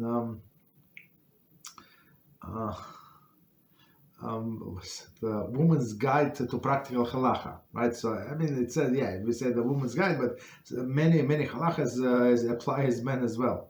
Right, as well for women. So actually, women are exempt from many halachas, right? But whatever they are obligated, for sure, men are obligated, for sure, right? So to say this blessing, traveler's blessing, Tfilas Chaderach. But we say there, I wanted to remind you, halacha is when person leaves the town, and we said when certain distance beyond the town limit, like 70 amos or so, then person like from the last house, then he says the blessing. So while you're inside the inside the city, like even right, it's right, you don't say it. Okay, when you're in your home, so it could be also the blessing in vain. Why? Because you're in the city, and then right, you already said blessing, traveler's blessing, and now you say, oh, it's raining. Oh, I have a headache. Oh, somebody called me. I'm not going anywhere. So meaning this was reciting Hashem's name in vain. So, but when you're out of the town and you're on your way, and for sure you left the town, you'll be beyond the city limits. So now if you say like a blessing, so for sure you're on a road. Maybe later on you change your mind, but at this point you continue traveling. Okay. So meaning, so we do three things. We say there is a special blessing next to the mezuzah, right? One of the three that we said, or then you can contemplate the words of the Torah, and plus like additional protection, you say also tfilas chaderech. Continue. A person must also resolve not to be miserly, right? For all that the Holy One, blessed be He, can incline. So now we need to see what is the connection. So right, so a person can pledge something to tzedakah. So HaShem, if I'm not going to get harmed, so I'm going to pledge this amount to tzedakah. So it's a very good idea. So again, a person should not resolve to be miserly. So meaning the situation is tough. I don't have a job. This and that. I'm not going to give tzedakah. For although the Holy One, blessed be He, can incline a person's heart at will toward the generosity. So meaning that Hashem can incline a person, and as we know, a story from the Pharaoh, right? Hashem said to Moshe Rabbeinu, you go to Pharaoh, you talk to him, but don't worry, he's not going to listen to you. Right? Because I'm going to strengthen his heart, he's not going to listen to you. So Hashem can do that, but it's proper, right? Or he can incline us to be generous, or any other good trait. So it is better for the individual to motivate himself in a greater this regard, rather than praying for Hashem change his heart. So we also always, so just for a clarification, we always pray for Hashem assistance. Hashem, please help me to do this and this. So please help me to change my character. So you yourself are going to work on your character trait, but you, of course, you ask the divine assistance, because we're nothing without the divine assistance. Right? These clowns that put together, and we're going to discuss today, Hashem needs every yid. Disgusting. So, okay, so we're going to discuss, right? BeEzrat Hashem. Right, so don't ask Hashem to change yourself. So in my mind, like also if a person did not work hard on changing his character trait, and it was done for him as a gift, most likely he's not going to stay. As soon as Hashem removes his hand, in a sense, person is going to go back at his old ways, maybe even worse. But if she actually worked on their character trait, and now as Rambam gave us his secret formula that for all generations, you do, you repeat, and do again. So when you do it multiple times, it becomes our nature. So it's not like something foreign that was put onto us. It became our nature. So of course you ask for this for help of Hashem, but we try to work on ourselves. Don't ask for miracles, so we stop being miserly or something, right? Or other negative traits. Right. So again, it is better than the individual motivate himself in this regard, rather than praying to Hashem to change his heart.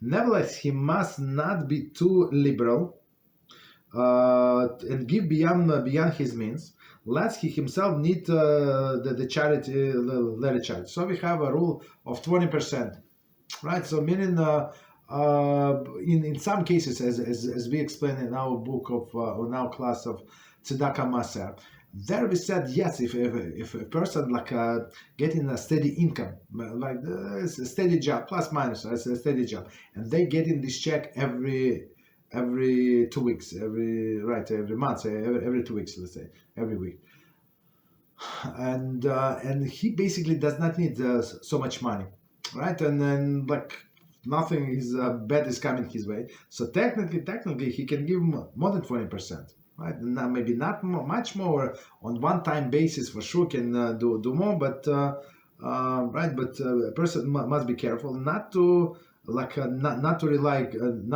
on miracle, right? And not to give everything to some cause and then become poor and then right rely on other people for charity. So I would say just explain. Look, we appreciate that you want to help us with charity, but please, we have enough charity cases. Don't become one of them. Don't become a burden for community. If you can support yourself and give only 10%, we prefer that than you give 20% and become poor. So that's our approach. Okay. Now let us return to original topic. It is preferable to recite the Tfilas Chaderech while Tfilas Chaderech's prayer at home before setting out. And there is a commentary. As with the all matters of practical halacha, the reader should seek guidance before how to conduct himself. So I mean, he's very it's very nicely said. He does not say that we don't act like that. So yes, but halacha is not like that. Yeah, Shulchan Aruch is not. So we do it like after a person left the house, like after left the city limit, then we say this blessing. Okay, but we got the point. But he said, according to this opinion, while still in the house before setting out, as taught in Zohar and Parasha B'Shalach. So we don't learn halacha just so we know. We don't learn halacha from the Zohar. So right, we learn halacha from Shulchan Aruch. And I think I had a clip about it. All of the clowns, this young fellow asked me, Rabbi, how many tefillin you using, like wearing? So, 2. I said, one on the hand, one on the head. Like, you think I'll have one on the right hand as well? Like, what do you mean, how many? I said, you asking me, Rabbi Notam? He said, no, at one time on the head tefillin. I said, one. He said, oh, don't you wear 2? It's like, and I hear in his voice, like, respect. Because his congregation, like the Shmendriks, they decided, like, they become Bolshua 3.5 weeks ago. They decided to put like a Kabbalist tefillin, like 2 of them. You understand? So okay, maybe somewhere in Zohar, like I have no doubt, it says that you have to have 2 tefillin, but halacha is not like that. It's not like that. And then the person who wants to go by the Zohar, he's going to be judged by Zohar from the beginning to the end. So, and halacha Zohar is much more stricter, like his opinion, much more stricter than I mean, in some respects than Shulchan Aruch. So right, so we don't put ourselves in that situation. So again, if halacha Zohar contradicts Shulchan Aruch, we put Zohar Kabbalah on the side, we go by Shulchan Aruch. But if it is a little stringent, like more stringent, and you can combine 2, right, there is no problem, you can combine 2. But if it contradicts, we don't go by Zohar. Rabbi Abba began and said, it is most proper to recite traveler's prayer at home before setting out. But as we explained, this explains from Shulchan Aruch why we don't do it at home, right? Because a person might cancel his trip.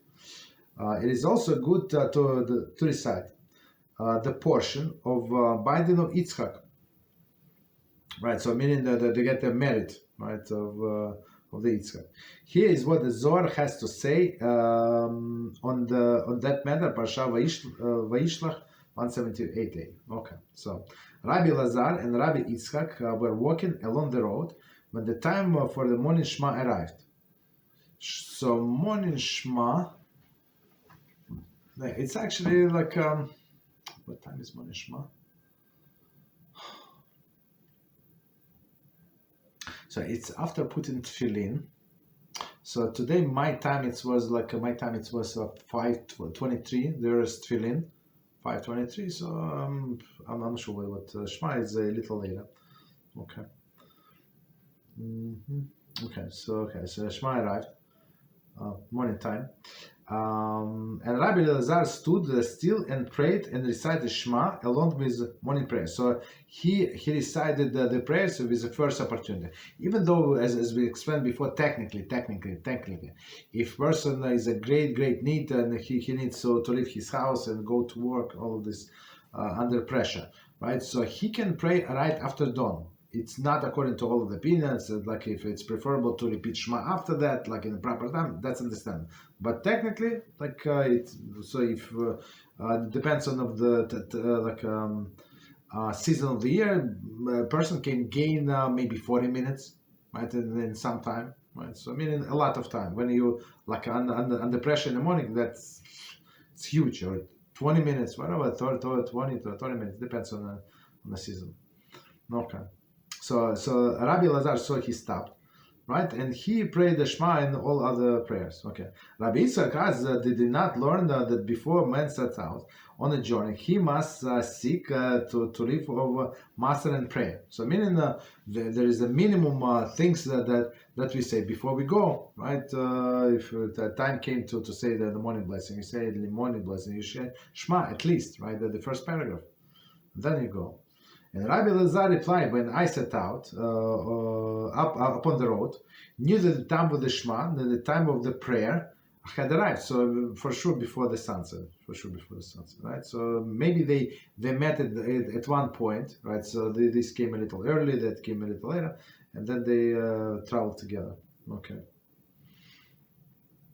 Therefore now that the sun has arisen, I prayed. So I mean, technically, you can pray before rising of the sun. So when the time when it's sunrise, it's already pretty light outside.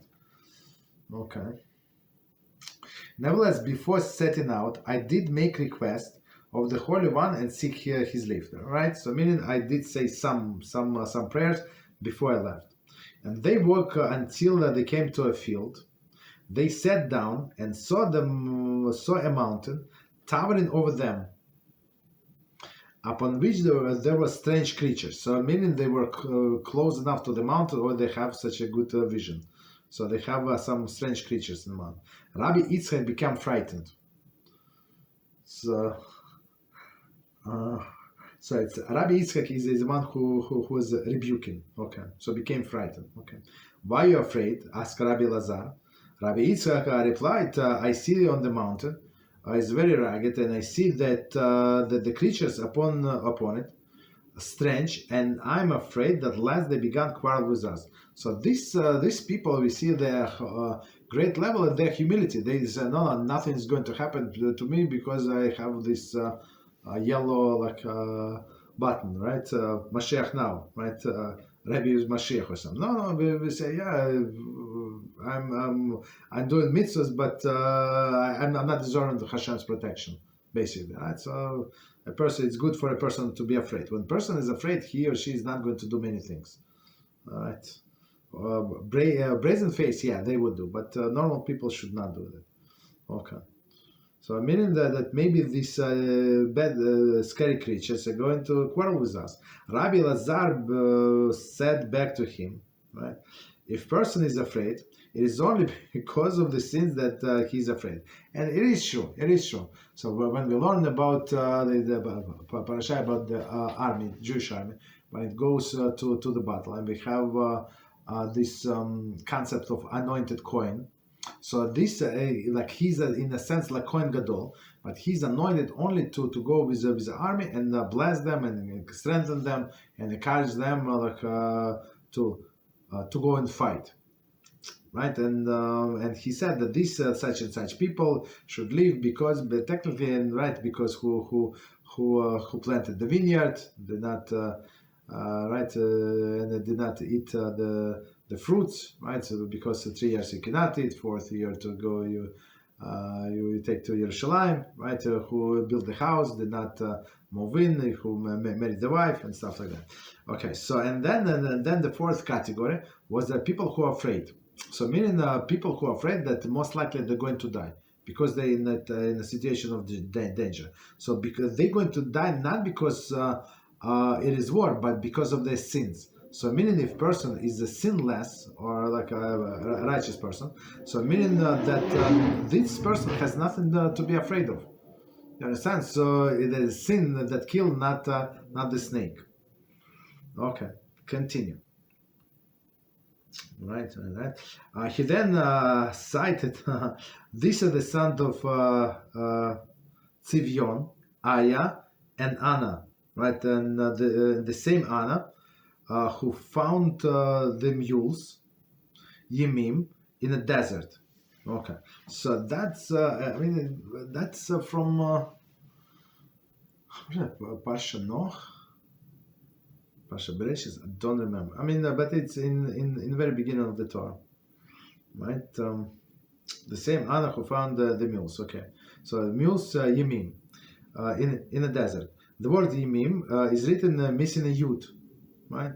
And the concept here is that a certain kind of destructive spirit, right? So something is incomplete. However, heaven spares us that focuses, right? The destructive that focuses on in a particular upon those of guilty of a moral act which is mamzerim produced. So meaning this evil spirit that look for its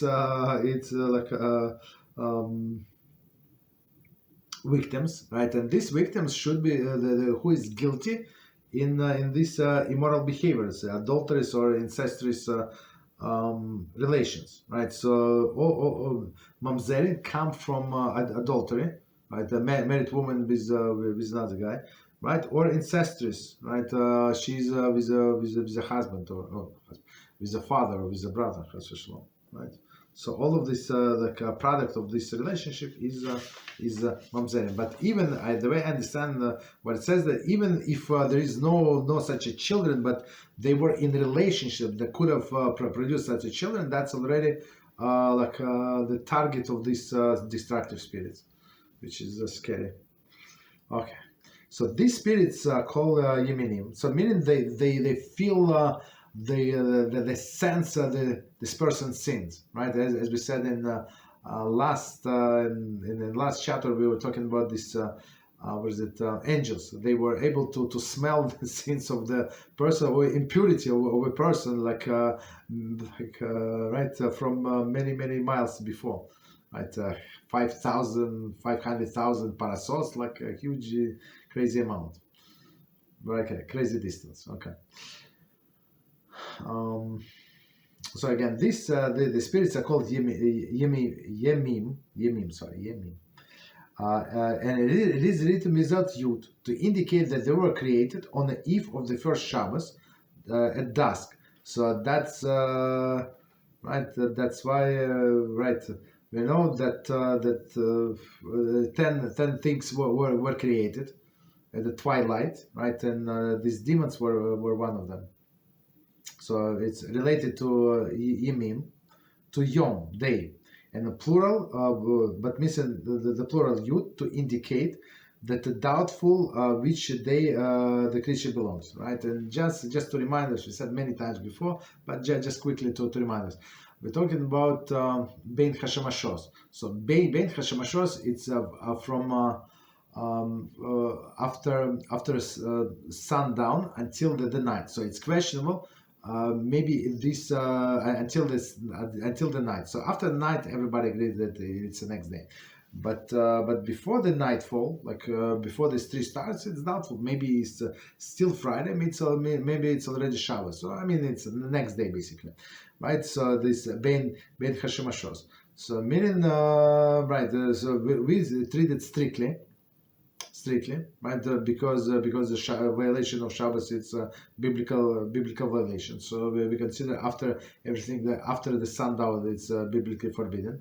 Even in some Some leniencies might apply. For example, we can ask a non-Jew to do something for us, but it's a different story. So we're talking about this yamim. So yamim meaning that it's maybe this day, maybe that day. So meaning they were created, but this day or that day. Okay, so that's that. We continue.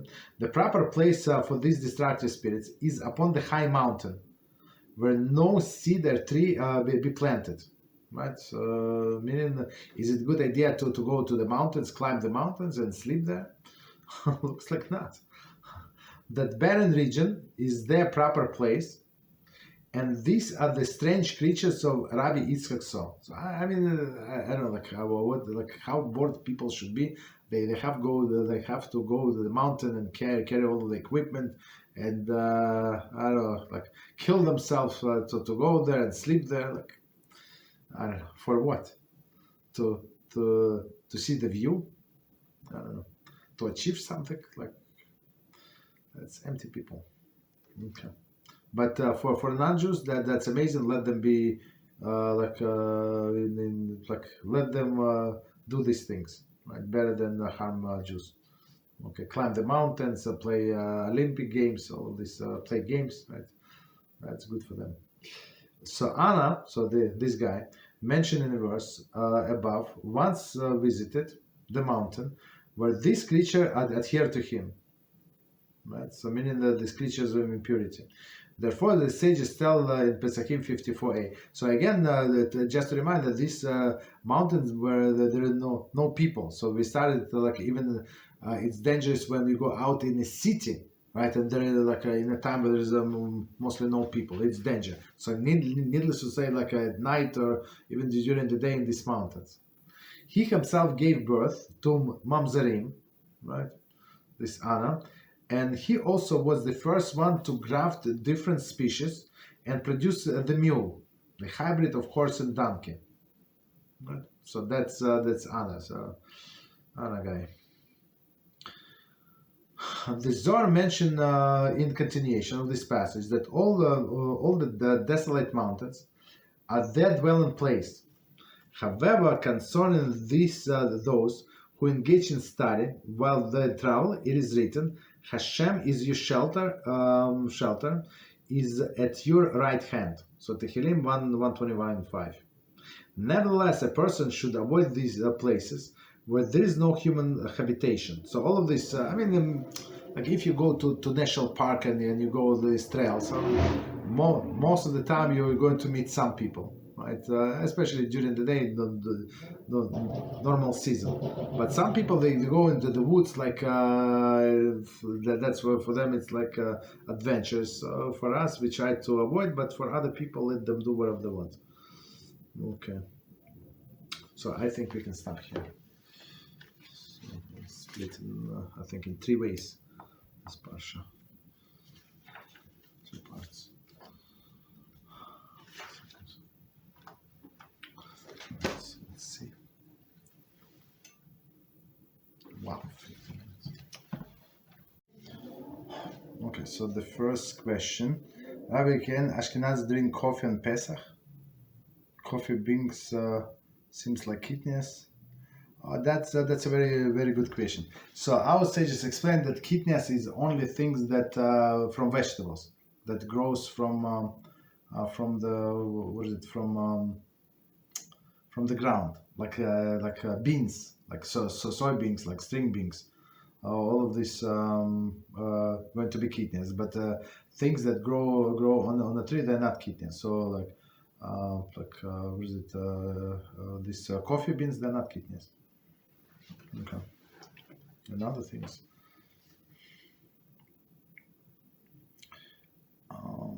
Okay, continue. Next, right, where else should be it? Me personally, it's a short question, but BeEzrat HaShem, I don't know when, I don't know how, but my plan to go to cover actually the laws of Pesach. They're much more complicated than people know. Right? About kidneys, it's pages and pages. It's much more complicated. So it's kidneys and their derivatives. Right? The derivatives are these oils, for example, derivatives. Okay, so next question. Rabbi, how can a Noahide fulfill the law of din in nowadays? If able, would it be preferable for a Noahide to have their own country to fulfill the law, the best way? They are unable to enforce judgment in a country run by different religion.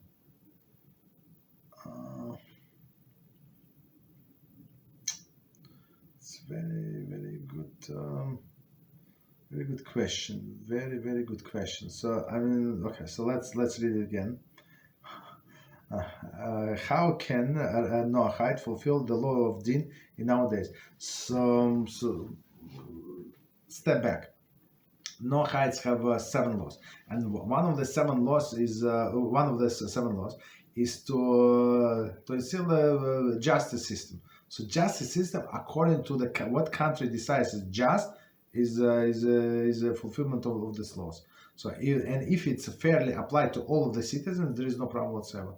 So if they decided to have a 70% tax, so some crazy thing like that, so that's the law, and everybody who lives in this country must comply, including all of the Jews. So the person cannot say, oh, 70, no, it's too much. Where I came from, it's like Torah, so I'm going to cheat the government and pay only Torah. Like you normal. If you want to stay here, you pay 70. If you don't like the 70, go somewhere else. There is no problem.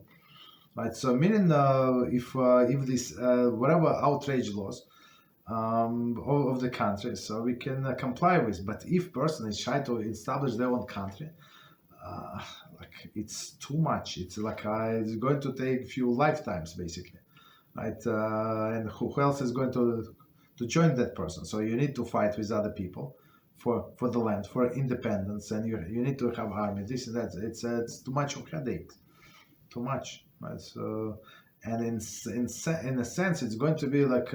Noahides are not going to stop at simply 7 Noahide laws. They're going to create their own religion. They're going to establish as a law, meaning as a religion. So for Noahides, I think it's very complicated to be Noahide. That's my opinion, based on my communication with Noahides. But they can do the best. I mean, HaShem is not expected to us to jump over our heads. You just do the best in your current situation. That's it, right? But it would be preferable to have their own country. But yeah, and own country, it's very far fetched. I mean, right. So continue. So Ashkenazim coffee. Right. So coffee is allowed.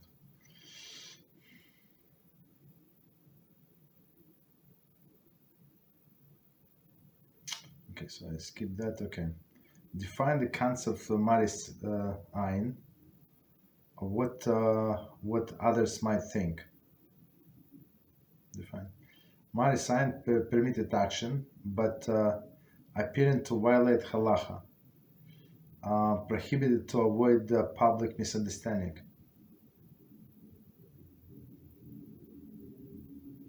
Number 2, explain the laws of halacha. The maris ein applies when the cooking chicken in almond's milk. Yes, I'm not sure what is it. It's a question and answer. Yes, but only if no visible almonds placed. Snatch request hacker. Okay. Can a rule of maris ein might be think? I'm not sure what was the question. I mean, if you want to ask question, just ask question. I'm not sure. What the best vitamins suggest? It's a question and answers. Okay, short. For short. Okay, okay, I got it. Thank you very much. Okay, so next question. Well, if one is allowed to ask advice from the friends with a righteous Noahide, maybe who is a righteous Noahide? Is one is allowed to ask advice from a friend? Actually, I had a clip about it as well, about asking wrong person about Noahides and not Noahides, about wrong person advice. So you ask a professional. So if you have a problem, if you have a question about teeth, you go to the dentist. You don't go ask your mechanic. Maybe he started he dropped out of second year of what is it, medical school. Maybe, right? So he can give you advice. So you go to professional. So advice of a friend. I'm not sure if advice, for example, if person is in this business, right, and you try to get a job in that office, and you ask advice, how should I dress? Like, I mean, not should I dress? Like, what should I ask them? And they say, yeah, this lady from Human Resources, she asks, she like when people make do compliments to their company, their performance. Okay, so you can ask this some of question, but other questions like, what is the connection? I mean, they same with a non-Jewish housekeeper. She's going to tell you what she knows. Right, so it's better not to ask, especially if you're not planning to follow their advice, and then like you ask them advice, and then in your in your face, in their face, you're going to do the opposite. Like you would have to explain yourself. So it's a very broad question, but basically we don't ask other people advice, like especially non-Jews, especially not qualified. Meaning, again, if a person qualifies, he's a doctor, we ask his opinion for sure. He's he's not Jewish, yeah, of course, we listen to him. Or a car mechanic. Car mechanic may be problematic, but other people, okay. Or in a store, like in a flower store. So like I asked them, are those flowers fresh? Like are they good? I said, no. The one guy was very good, right? And he said no. He said, Senor, and he showed me where to go, because he cannot sell that everybody like no, don't buy this. Then they're from last Wednesday or something, right? He showed me where to go, so I know. Oh, okay, those are fresh one from this morning. Good. So yeah, you can ask them advice, but in limited circumstances. Okay, so next question, Rabbi, regarding pain maid servant for something forbidden for benefit. Would another example be if she would buy cheeseburger, or if she's idol worshiper buying wine?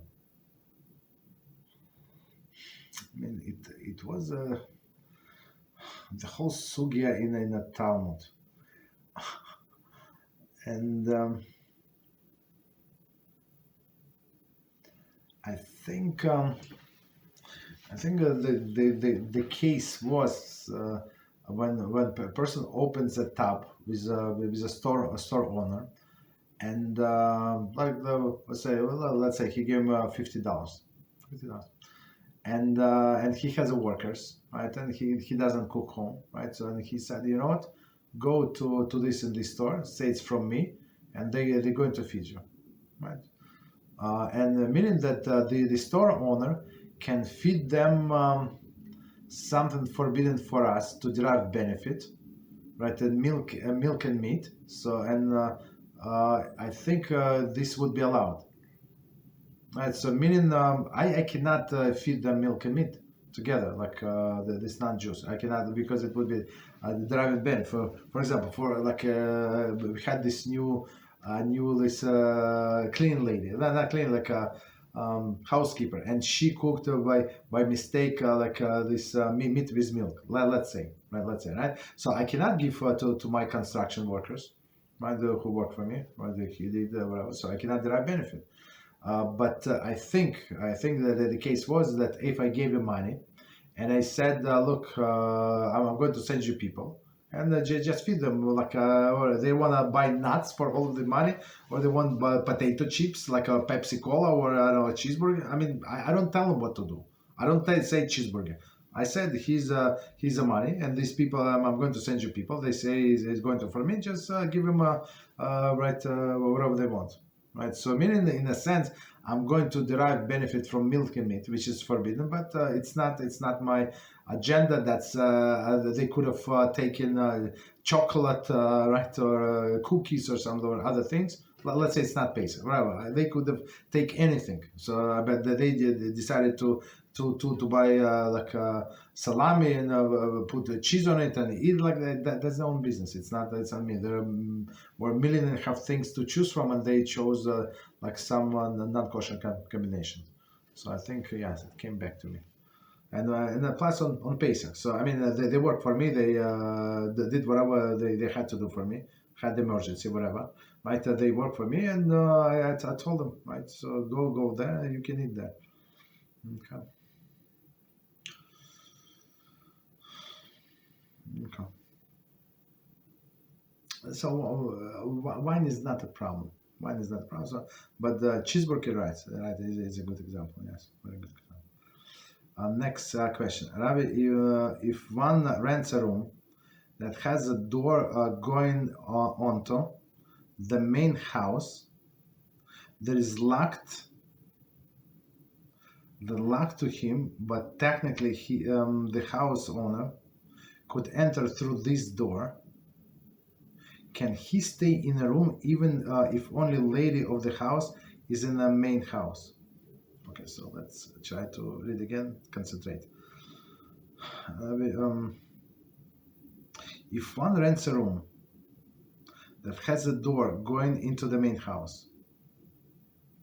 Okay, all right. So let's say there is a the entrance hall. There is some kind of corridor. Right, then on the last room on the left, there's a room, and it has a lock, has a key. Okay, so that's okay. So from this room, you can enter the main house. Okay.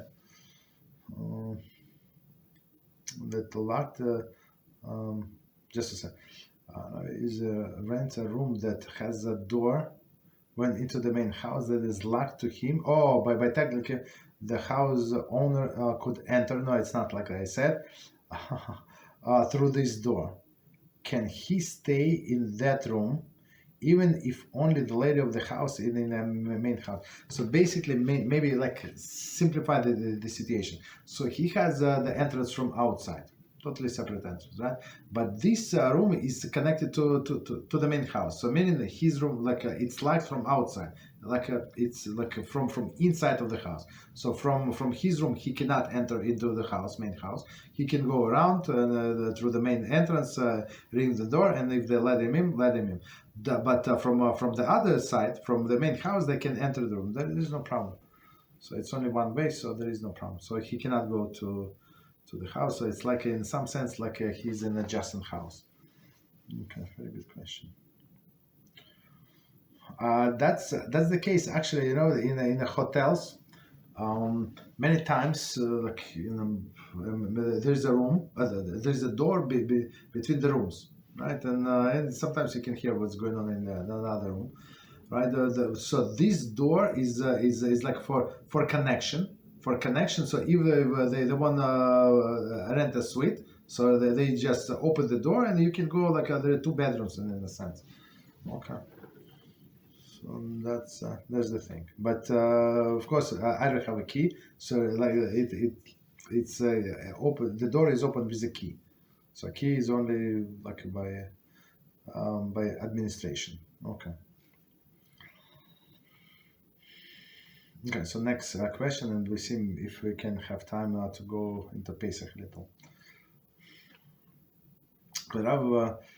Next question. Is it allowed to have clothes laundered by the laundry source on Chol HaMoed? Does it matter if it is your own house or laundry mat? No, it's not allowed to laundry clothes on the Chol HaMoed unless a person laundered before and has nothing else to wear, right, for Yom Tov. So it would be like exception. So in this case, we allow that person to laundry only what is needed for Yom Tov. For example, she doesn't have a clean blouse or something and skirt, so only 2 things are allowed to laundry, not anything else. So the question was asking in this morning. So this lady has kids, young kids. So of course, if young kids, I don't remember how's the kid, how old is he? I don't know, 2 3 years old. I don't know. So the kid like that, you have to change like 3 or 4 times a day. So of course, in order to have for the 10 day supply, you need a lot. So most of the people simply don't have so much clothes, right? So because they have to do laundry every week, so it would be exception because kids are there getting dirty. But for adults, adults usually people don't get dirty, right? Right. So get dirty. So but if something happened, she has only one dress, and we also had a question.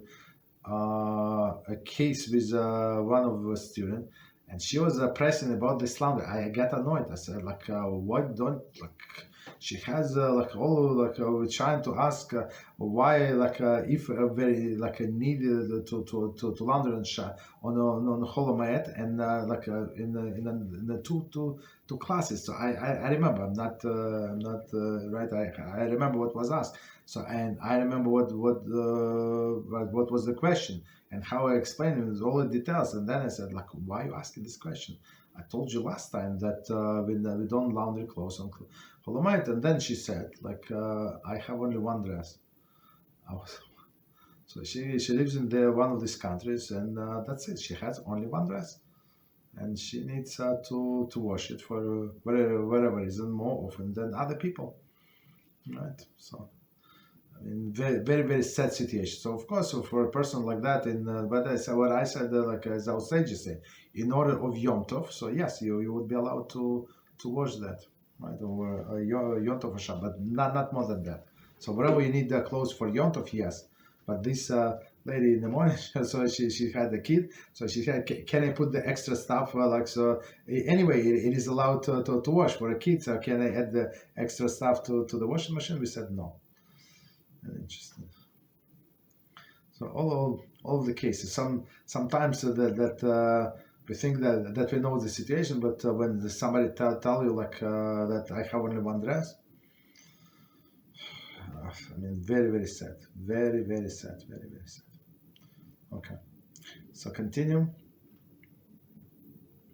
Continue with the next question. Since all of them are considered paruts for the purpose of Yichud, right? Can we assume that after conversion a person would have less forbidden sexual desire, or maybe it would be opposite because Jews have a bigger yetzer?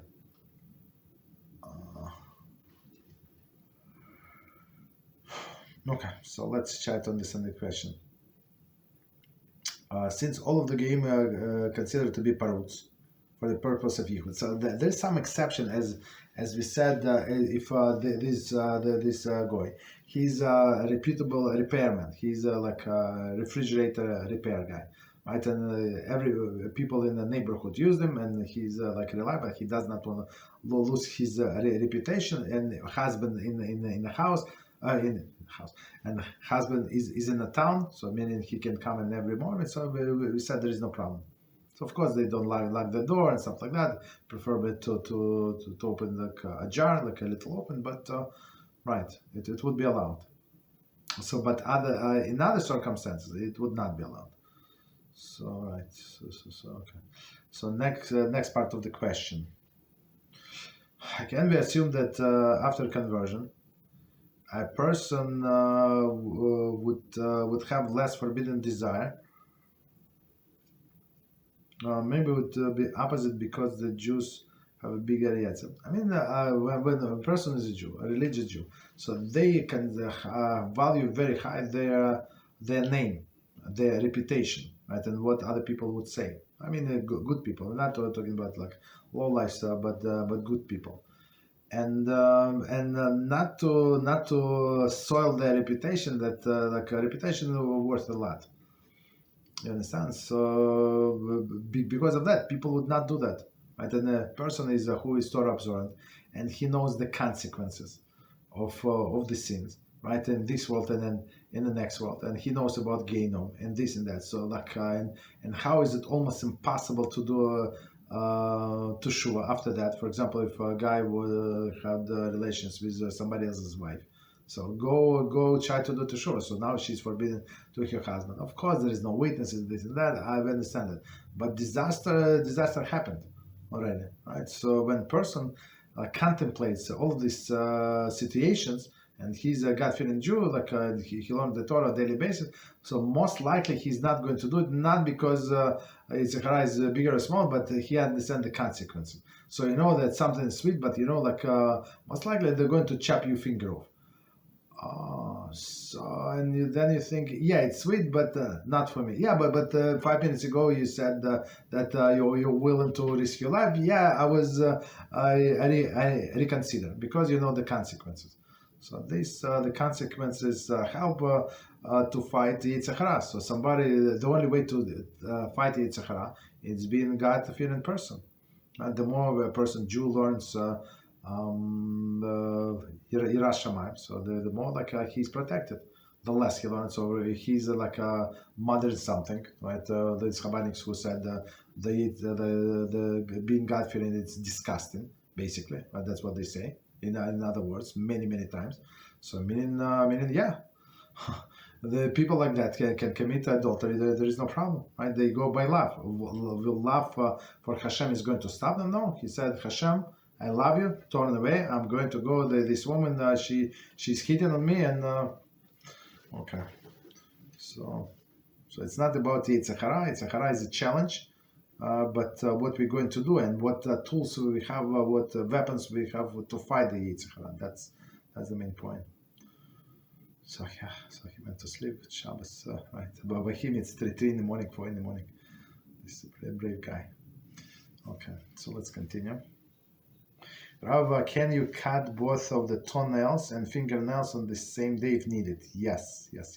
So actually, we had a class. I think it's ready on some Shabbos or something, and we explained there. It's like kabbalistically, right? It's not preferably not to. So they say right that cut the fingernails for example on Thursday, right, and toenails is on Friday. So why is it like that? Like practical reason, because it's easier to cut toenails after the shower. So they more softer. It's easy to cut. A practical level, practical thing, right? But kabbalistically, right? It's not it's not a good idea, because when they cut all of these nails on the same day, like two people HaShem die. You understand? So and they cut in order. But if you skip, like skip one, but the skipping, where we discuss it, apply only to hands. Only some minority opinion say that you have to do the same on your for toenails, but I mean, I still do that. I still do that, but it's my personal preference. So then not every, but skip one. Okay. But after the fact, if a person does not have a choice, right? So we cut everything on Friday, for example. Friday in honor of Shabbos. So on Chol HaMoed, it is actually forbidden to cut nails. Because technically you don't need to cut nails. You were obligated to cut nails and take a haircut, whatever, to trim hair, men and women, before the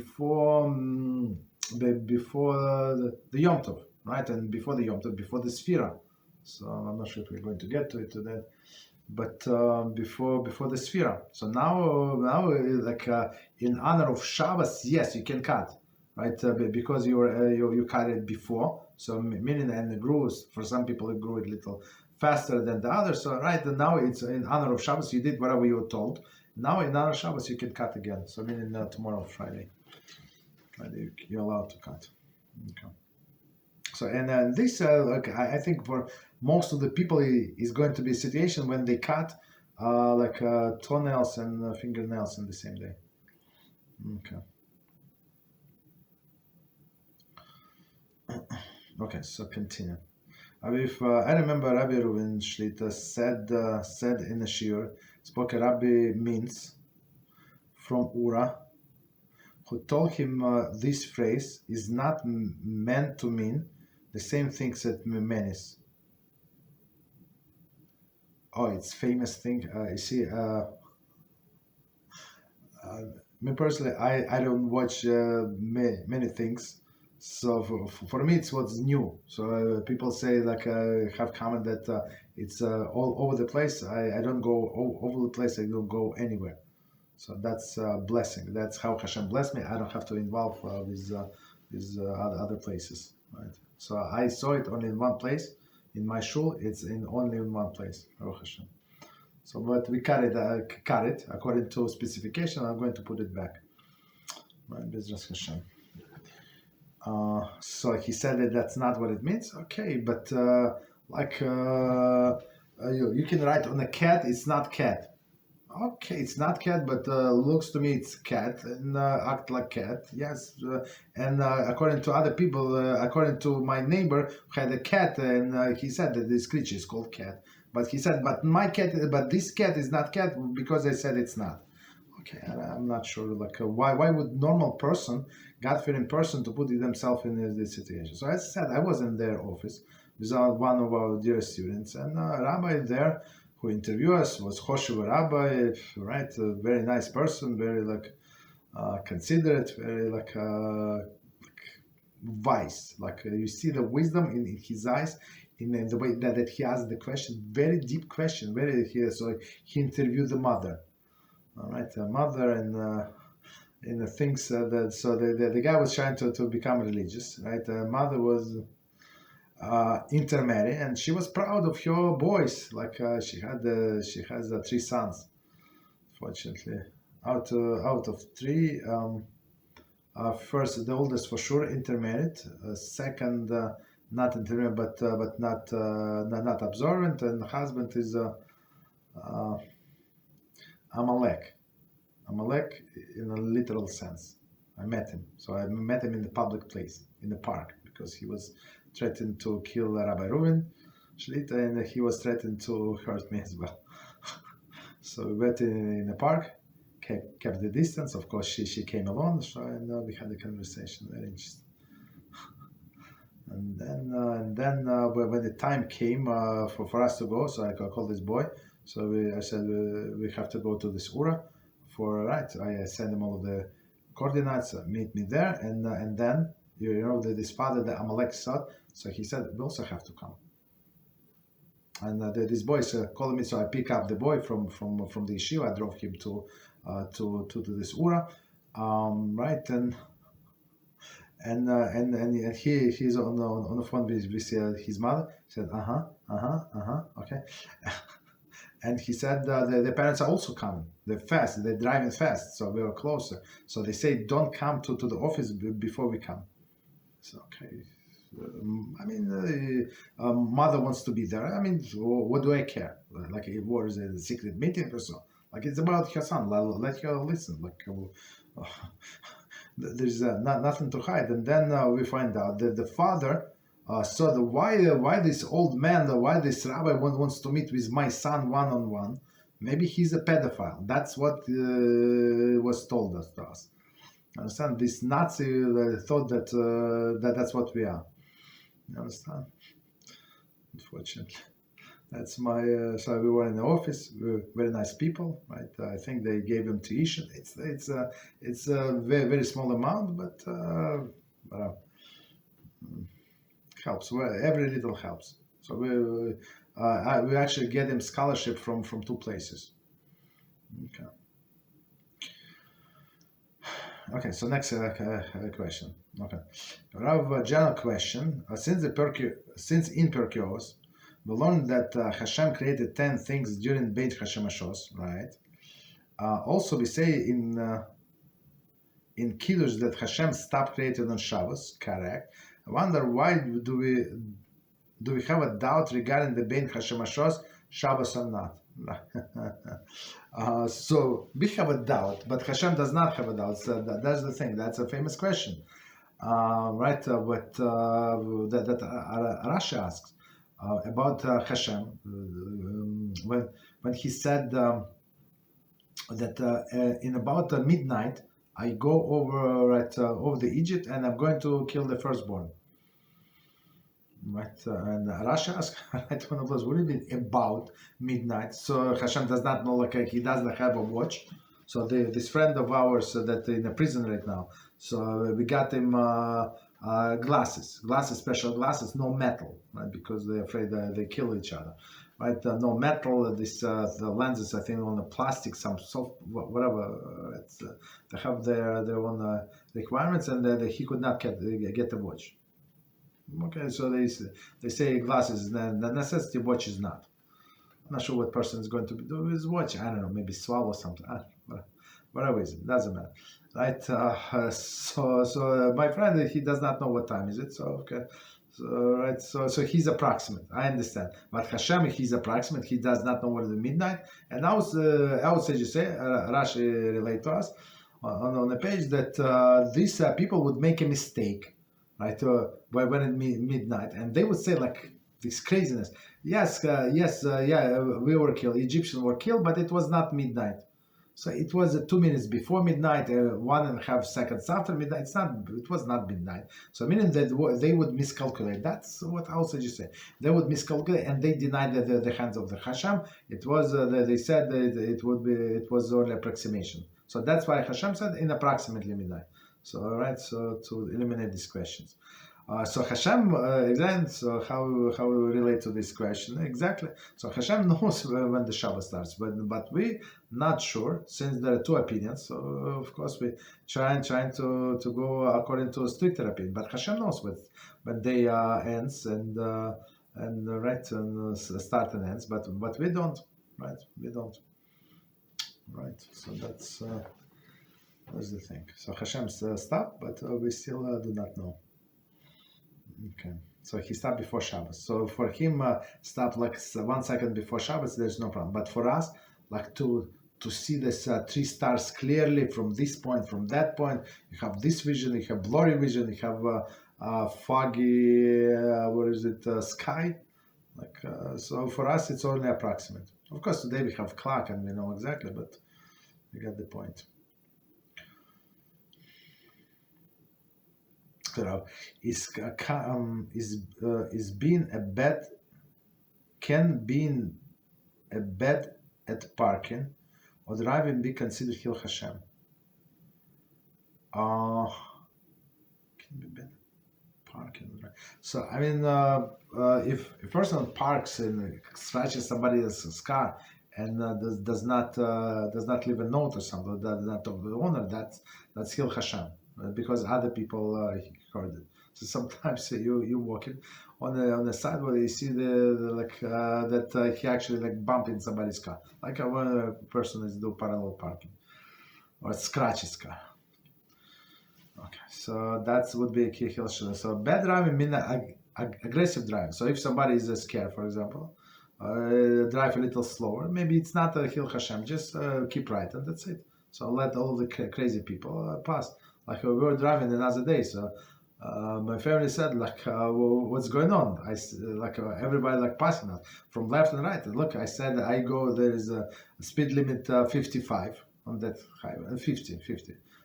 I go 55. They go 70. I mean, they can do whatever they want. Like, you understand? It's not like some of them too aggressive. I was going in the middle lane. I don't want like in the right lane. I don't want in the left lane. I don't bother anybody. So if somebody wants to go around, they can go around. They want to go 70 in a place where it says 50. It's their own business, right? So it's not Chil HaShem. I abide the law. They, I mean, at least much more than they do, right? So meaning if there is no damage, right, to anybody, yeah, it's not Chil HaShem. But if a person drives aggressively, that's the problem for sure.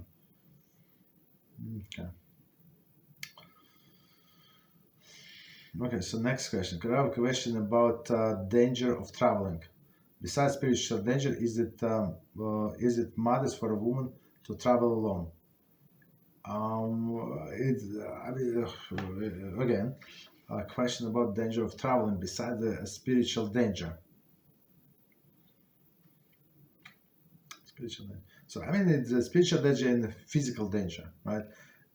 Meaning what? It's like a person is on a highway, for example. It's right, and there are some crazy people and they smoke whatever they smoke. And they start driving very aggressively, right? I mean, me personally, I just go to the right lane, just let them go, let them go. You understand? So, but some people try not to let them pass. Like all of these crazy people, they start like a road rage. Crazy people, crazy, absolutely crazy people. Who is the tougher guy? Right? That's dangerous. So that's like every time we're on the road, is in some sense it is a danger. So unless unless you need to go somewhere, so we try not to put ourselves in danger, for sure. So it's not only physical, spiritual danger. Spiritual danger, maybe we see something inappropriate, right? When we drive in a car or in a bus or something, right? Public transportation, maybe we see something inappropriate. But physical danger in some place, in some cases, right? Is it a mother's for a woman to travel alone? I mean, if she needs to travel, she needs to travel. There is no problem. Right. I mean, normal hours, not like late at night. So I remember I had to stay in the office like very late, few times, and then I went to the subway like two in the morning. It was a little scary, even for a guy. It was a little like all of the scary like questionable individuals. Some people from night shift, but some people who comes out of the hall only at night. So right. So, but during the normal hours, there is no problem. Rush hours. Okay. So let's do next question. Next question. We have a question about shidduch. Okay. I wonder if it's proper for a woman to have intellectually proper to have. Is it proper to have I apologize. Sorry. I wonder if it is proper for women to have intellectually, maybe something is missing, as one of the priorities when looking for zivug, not in a sense of degrees, but more on logical thinking, vision and decision making skills. Okay. If a woman finds it difficult to respect husband who is intellectually inferior than her, that this indicate problematic Hashkafa and Midas.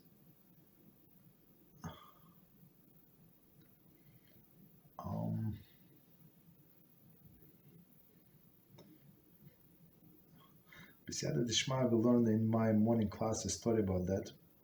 I'm going to tell you that story. So again, but let's first let me first tell the story. The story was told in one of the classes lectures of Rabbi Shlita. So I heard it from several sources. I'm not sure they were telling over this story or it is famous story from the past, as I think it was. So it's somewhere it was happened a long time ago, right in Europe. Right, I think it's like from, I'm not sure from where is it, from some book, I'm not sure. So it happened in Europe many years ago, and there was a young lady, so from a very important family, right, like very Kosher, like very important family, respectable family, and she imagined, and everybody imagined that she's going to marry some young Talmid Chacham, and she's going to build the house of the Torah. Like what could be better? Like what else is expected from this pious and young and pure woman, right? No less than this, right? And what happened? Somebody, some wicked person, starts spreading rumors, like bad rumors about her, like that she did something that she did not do, right? And rumors start spreading like wildfire. And soon, the whole town knew. The whole town was talking about her, and even in different towns. So everybody found out that, they heard the rumors that she's not so innocent after all. Let's put it this way. And technically, that she understands, everybody understands. She understands, everybody understands. So her chances to get married were exactly zero. And this pure lady, this God-fearing lady, she understood what happened. that it was it was the hand of Hashem, and it was a test for her, right? And she said, Hashem, please help me. I understand I'm not going to marry so this Talmid Chacham that I always dreamt, and right, but please allow me just to marry even simple person, simpleton. Right, so allow me to maybe to bring the sons in the world, the sons in the world that are going to be Talmidei Chachamim, and nobody wanted to marry him, no offers, and who made an offer, who made a bid? The only person who made a bid, it was like not a wagon driver. It was beneath. It says in the story. It was beneath the dignity of the wagon driver, like this person, like right. So only the helper of the wagon driver. So this like simpleton, like rude person, like a coarse person, or whatever person you want to say that drink vodka in the morning or something. Maybe not him, but like uneducated person, very far from Torah. I mean, maybe he would pray, but here and there and put tefillin, but that's it. So not Talmid Chacham to say the least, right? And then she decided that Hashem sent her this opportunity, and she said yes. And she had said that under the chuppah she cried all the time. So Hashem, I'm doing it not because I like him, not because of this. I want to bring the Talmidei Chachamim in this world. So I wanted to marry one, but looks like this plan is out of the picture. So allow me. And Hashem heard her prayer, and I think several of them. I think in book says two of them. So meaning the two very famous, very famous from because they're writers of the book. I think I could be mistaken, but I think one of them was the author of the book. If you saw the movie of Rabbi Rubenschlitt about the butchers, the brother butchers, that the author of the book. Of that, the author of that book, who gave them this signature, this stamp that he actually passed on to Teshua. I think this Menuki, I don't remember exactly that's the name of the book. Like I think one of the sons was this person. So meaning right, and in that class I have a question. So, right, one woman says, and that's a question.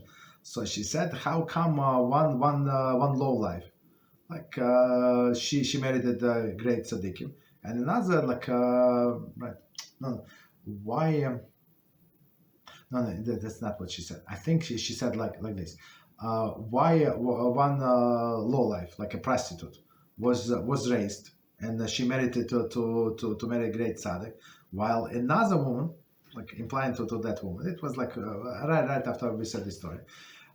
This woman, like the righteous of the righteous, and she would was put down. Like, what's the logic of Hashem, basically? So and beside that, so I can't contemplate. So of course I pray to Hashem, and He provided me with his answer. So He's the answer that I gave in that class. So I said that one woman. So I understood who she meant, because we said that some time ago we said the story about.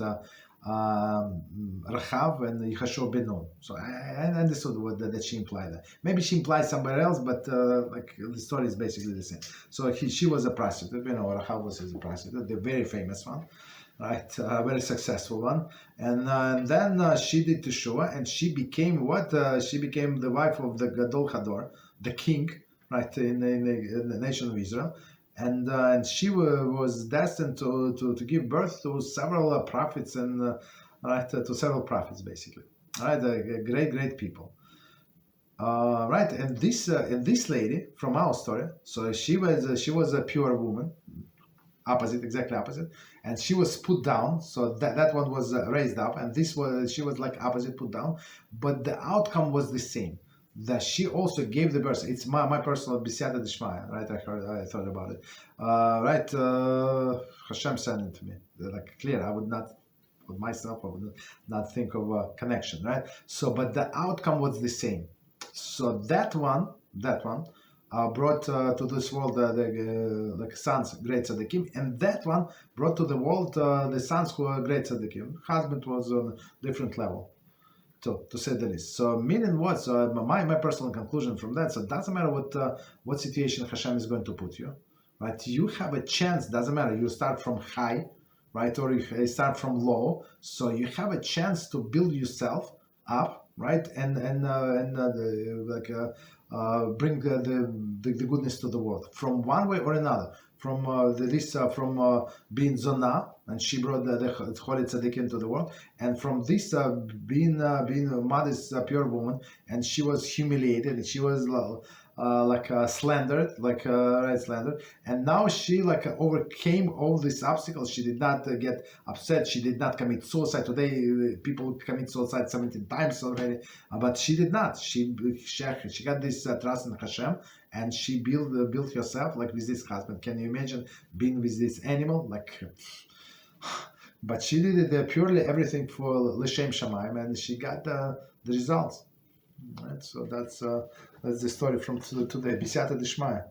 Right, and that the end a question from that class and answer that we gave. So now we're going back to this question.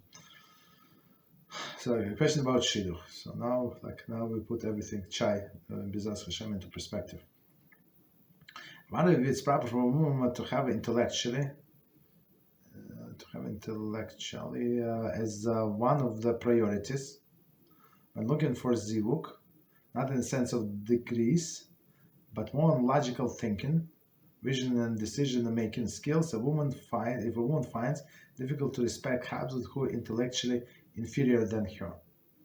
Does it indicate problematic with Hashkafa? I don't think it's a problematic with Hashkafa, but we said here, right, woman she had a goal, right, from the woman from the story, and she reached her goal even with this intellectually challenged husband. Right, he was not even a wagon driver. What a wagon driver was a low cost, right? He was assistant of the wagon driver, as a course as a man can be. You understand? So if a woman knows in advance that there is it would be issue that she would not respect, and there are many choices, so why would she go into questionable situation? So the woman from our story, she had no choice basically. That was the only offer. So all other people thought that she's not for them for whatever reason, right? I mean, we understand because of the slander. The slander was the reason, right? So, but if a person has a choice, of course, under normal circumstances, this girl would never marry the assistant of the wagon driver. She would marry the Talmid Chacham, but she did it out because of necessity. So I would say in this case, a person would not would not really respect somebody's intellectually challenged with something, right? Right? Don't marry such a person, right? To somebody on our own level, right? So she should find somebody on the level or more advanced even intellectually. I think there is it's not too much to ask. I don't think so. Okay. But okay, so now we give an example. 1 second. Okay, so right. So Hashkafa wise, I don't think it's a problem. I don't think it's a problem. I mean, because a husband, as a man, he has to be a decision maker. So if 1 second, there is some women that they cannot stand their husband, and they make fun of them, put them down because they cannot make decisions. It's not a wife would ask what should I wear? I should wear this blouse or this blouse. So just tell her whatever you like more. You say no, this one on the left. She said, oh, this on the left. I think on the right is better. Okay, she wants to wear on her right. So don't tell her why you asking me. So okay, maybe it's better. Yes, maybe today is better. Okay, so let her wear, but make some decision, or should we move to this neighborhood, not move neighborhood. So many times the guy, if he's smart, he's going to ask Rabbi, and our Rabbi should be move to that neighborhood. Rabbi ask him like the 3, 4, 17 questions, and they say, yeah, it's for you. It's appropriate to move you to the neighborhood, and he would say, yes, you know what, I thought about, consult with Rabbi, and I think we have to move. So that's it. It's meaning that like a person, but some people, some men, they don't want to ask Rabbi because they're embarrassed, and they do not want make a decision, and a woman got stuck in their situation, and they are very upset, and they blame everything on husband, and husband does not know what just hit him. It's very difficult. The marriage of this is very difficult. So sometimes a woman takes over charge, like she becomes in charge. She's one in the pants in the house, that they call it, right? She has the pants, like in figurative speaking, because she's like become a captain. Right? It's also problematic. So a woman must respect her husband, right?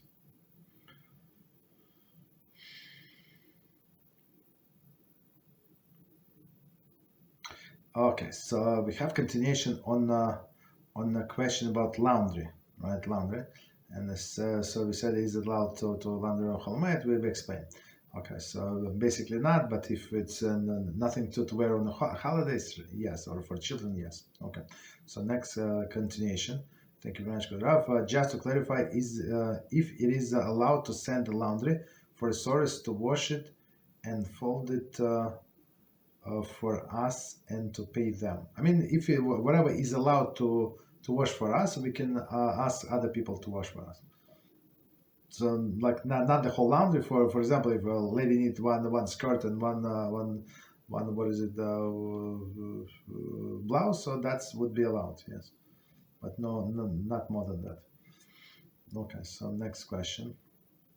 Raf, is there a soul connection between identical twins?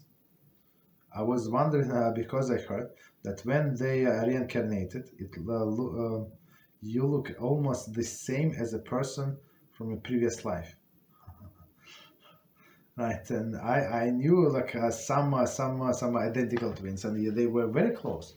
And they say I miss my twin, and somebody like not identical twins, but twins but not identical. And I heard they say like I talked to my sister, this older is mother of our friend, right? So she said so she was in the States, but she had her sister in Israel. So she said I talk to my sister almost daily. So what are you talking about? Of course, not as this question, but you see, like they talk, and then right, and they explain that they're very close, very close. They feel that somebody is down. So that sister from Israel called her like 3 in the morning. So I mean, she did not. Like all in from previous from my parents' generation, our parents' generation. So he called her sister because she felt that this mother of our friend has like that does not feel good well, and she said, yes, I don't, how do you know? I mean, she did not ask, but she knew like there is a connection, like she had something with her heart. She could not sleep. She took a medicine, but she felt very bad. And that sister from another part of the world, she felt it. Yeah. So there is for sure there is a soul connection, 100%.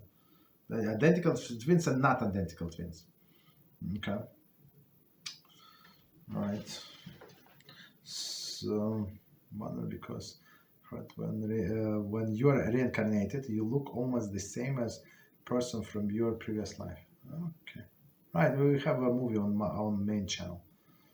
Right about this. Okay. So let's do maybe the last question. So it's follow up on the question about the toenails, right? The toenails. No. No, I apologize. No, apologize. So it is a follow up on asking the question, asking advice of with righteous Noahide. To clarify, is one recommended to become friends with with righteous non-Jew. No. Let them. We don't become friends with non-Jews. Like to have a good relationship, a friendly relationship, there is no problem. So you're like your co-worker, your neighbor, like you do favors here and there. You're in good terms. Yes, that's absolutely necessary, but no more than that. Friendly, no. Spend time together, absolutely not. Listen to the ideas like politics.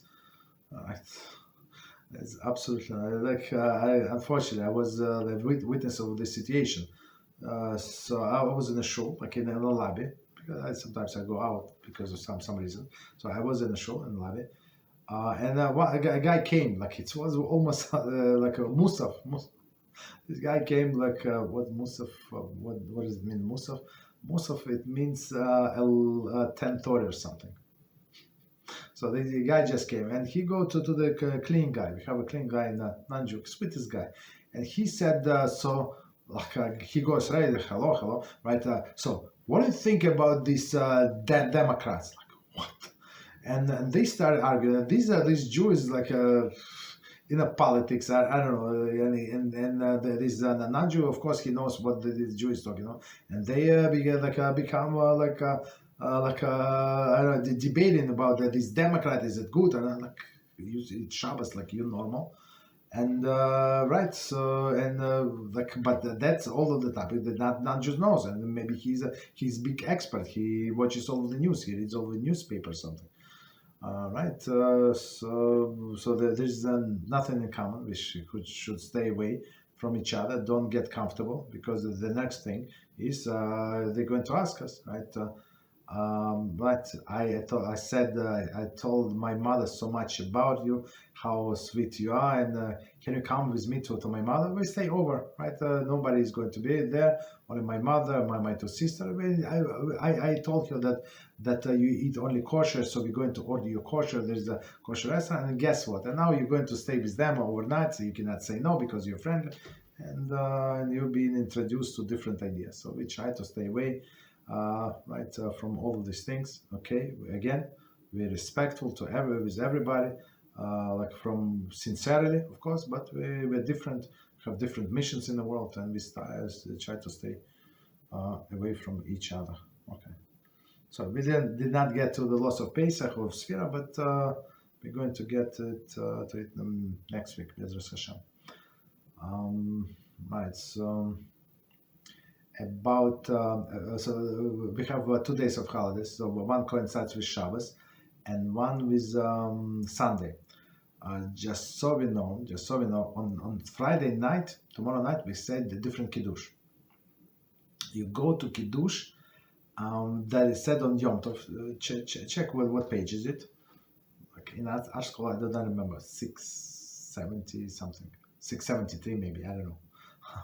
All right, so you go there, and you start from like introduction of Shabbos, and then you do everything everything what it says there, and don't forget all the insert for Shabbos. Right, so that's it's the different kiddush, not a regular kiddush that we say on Shabbos. And on the second night we do Havdalah inside of kiddush. It's still the same kiddush as we say on Friday night. Right, but in there we skip, of course, the insert for Shabbos, because it's not Shabbos, but you enter the thing from Havdalah, and during Havdalah, since it's after the Shabbos, you have to do on the light. So how do you on the light? You have to make a torch. So you don't light your regular Havdalah candle, because you're not allowed to put it off. Right, on Yom Tov we're not allowed to extinguish fire. So what do? We put one candle, right? One candle in a candle holder, regular candle, Shabbos candle, light another candle from pre-existing fire. You combine 2 wicks together, so now it's considered to be like a torch. So on this torch you can say the blessing, right? Right, on the fire, and then you put the second candle in the next position, and next to the first one, and that's it. So I mean, they going to burn out by themselves, right? Right, without you extinguishing. That's how you do That's how you do, Havdalah, during the Kiddush. And we don't smell Bisamim, right? There is no need because the Shabbos is going into Yom Tov. And after Yom Tov, and after the Yom Tov ends on Sunday night, so you do Havdalah only on wine or grape juice, whatever you drink, doesn't matter. What else? And I think that's it. So enjoy. So last 2 days, and there is a custom, just Ashkenazi custom. We'll learn Shirashim. Not learn, we say Shirashim in a shul. In a synagogue, so if somebody prays at home or try to say it at home, it takes a very long time, just so you know. Like it looks like it's short, but it's very long time. So approximately 30 minutes. So if somebody goes too short, so minimum, I mean, it depends who is reading, maybe 35 minutes, 35 minutes. So it's going to be longer. Okay. So otherwise, I wish everybody good Shabbos, good Yom Tov, and until Monday, and I'm going to say, looks like we're going to do maybe 5 minutes later. We're going to see. BeEzrat HaShem. So good night, and thank you.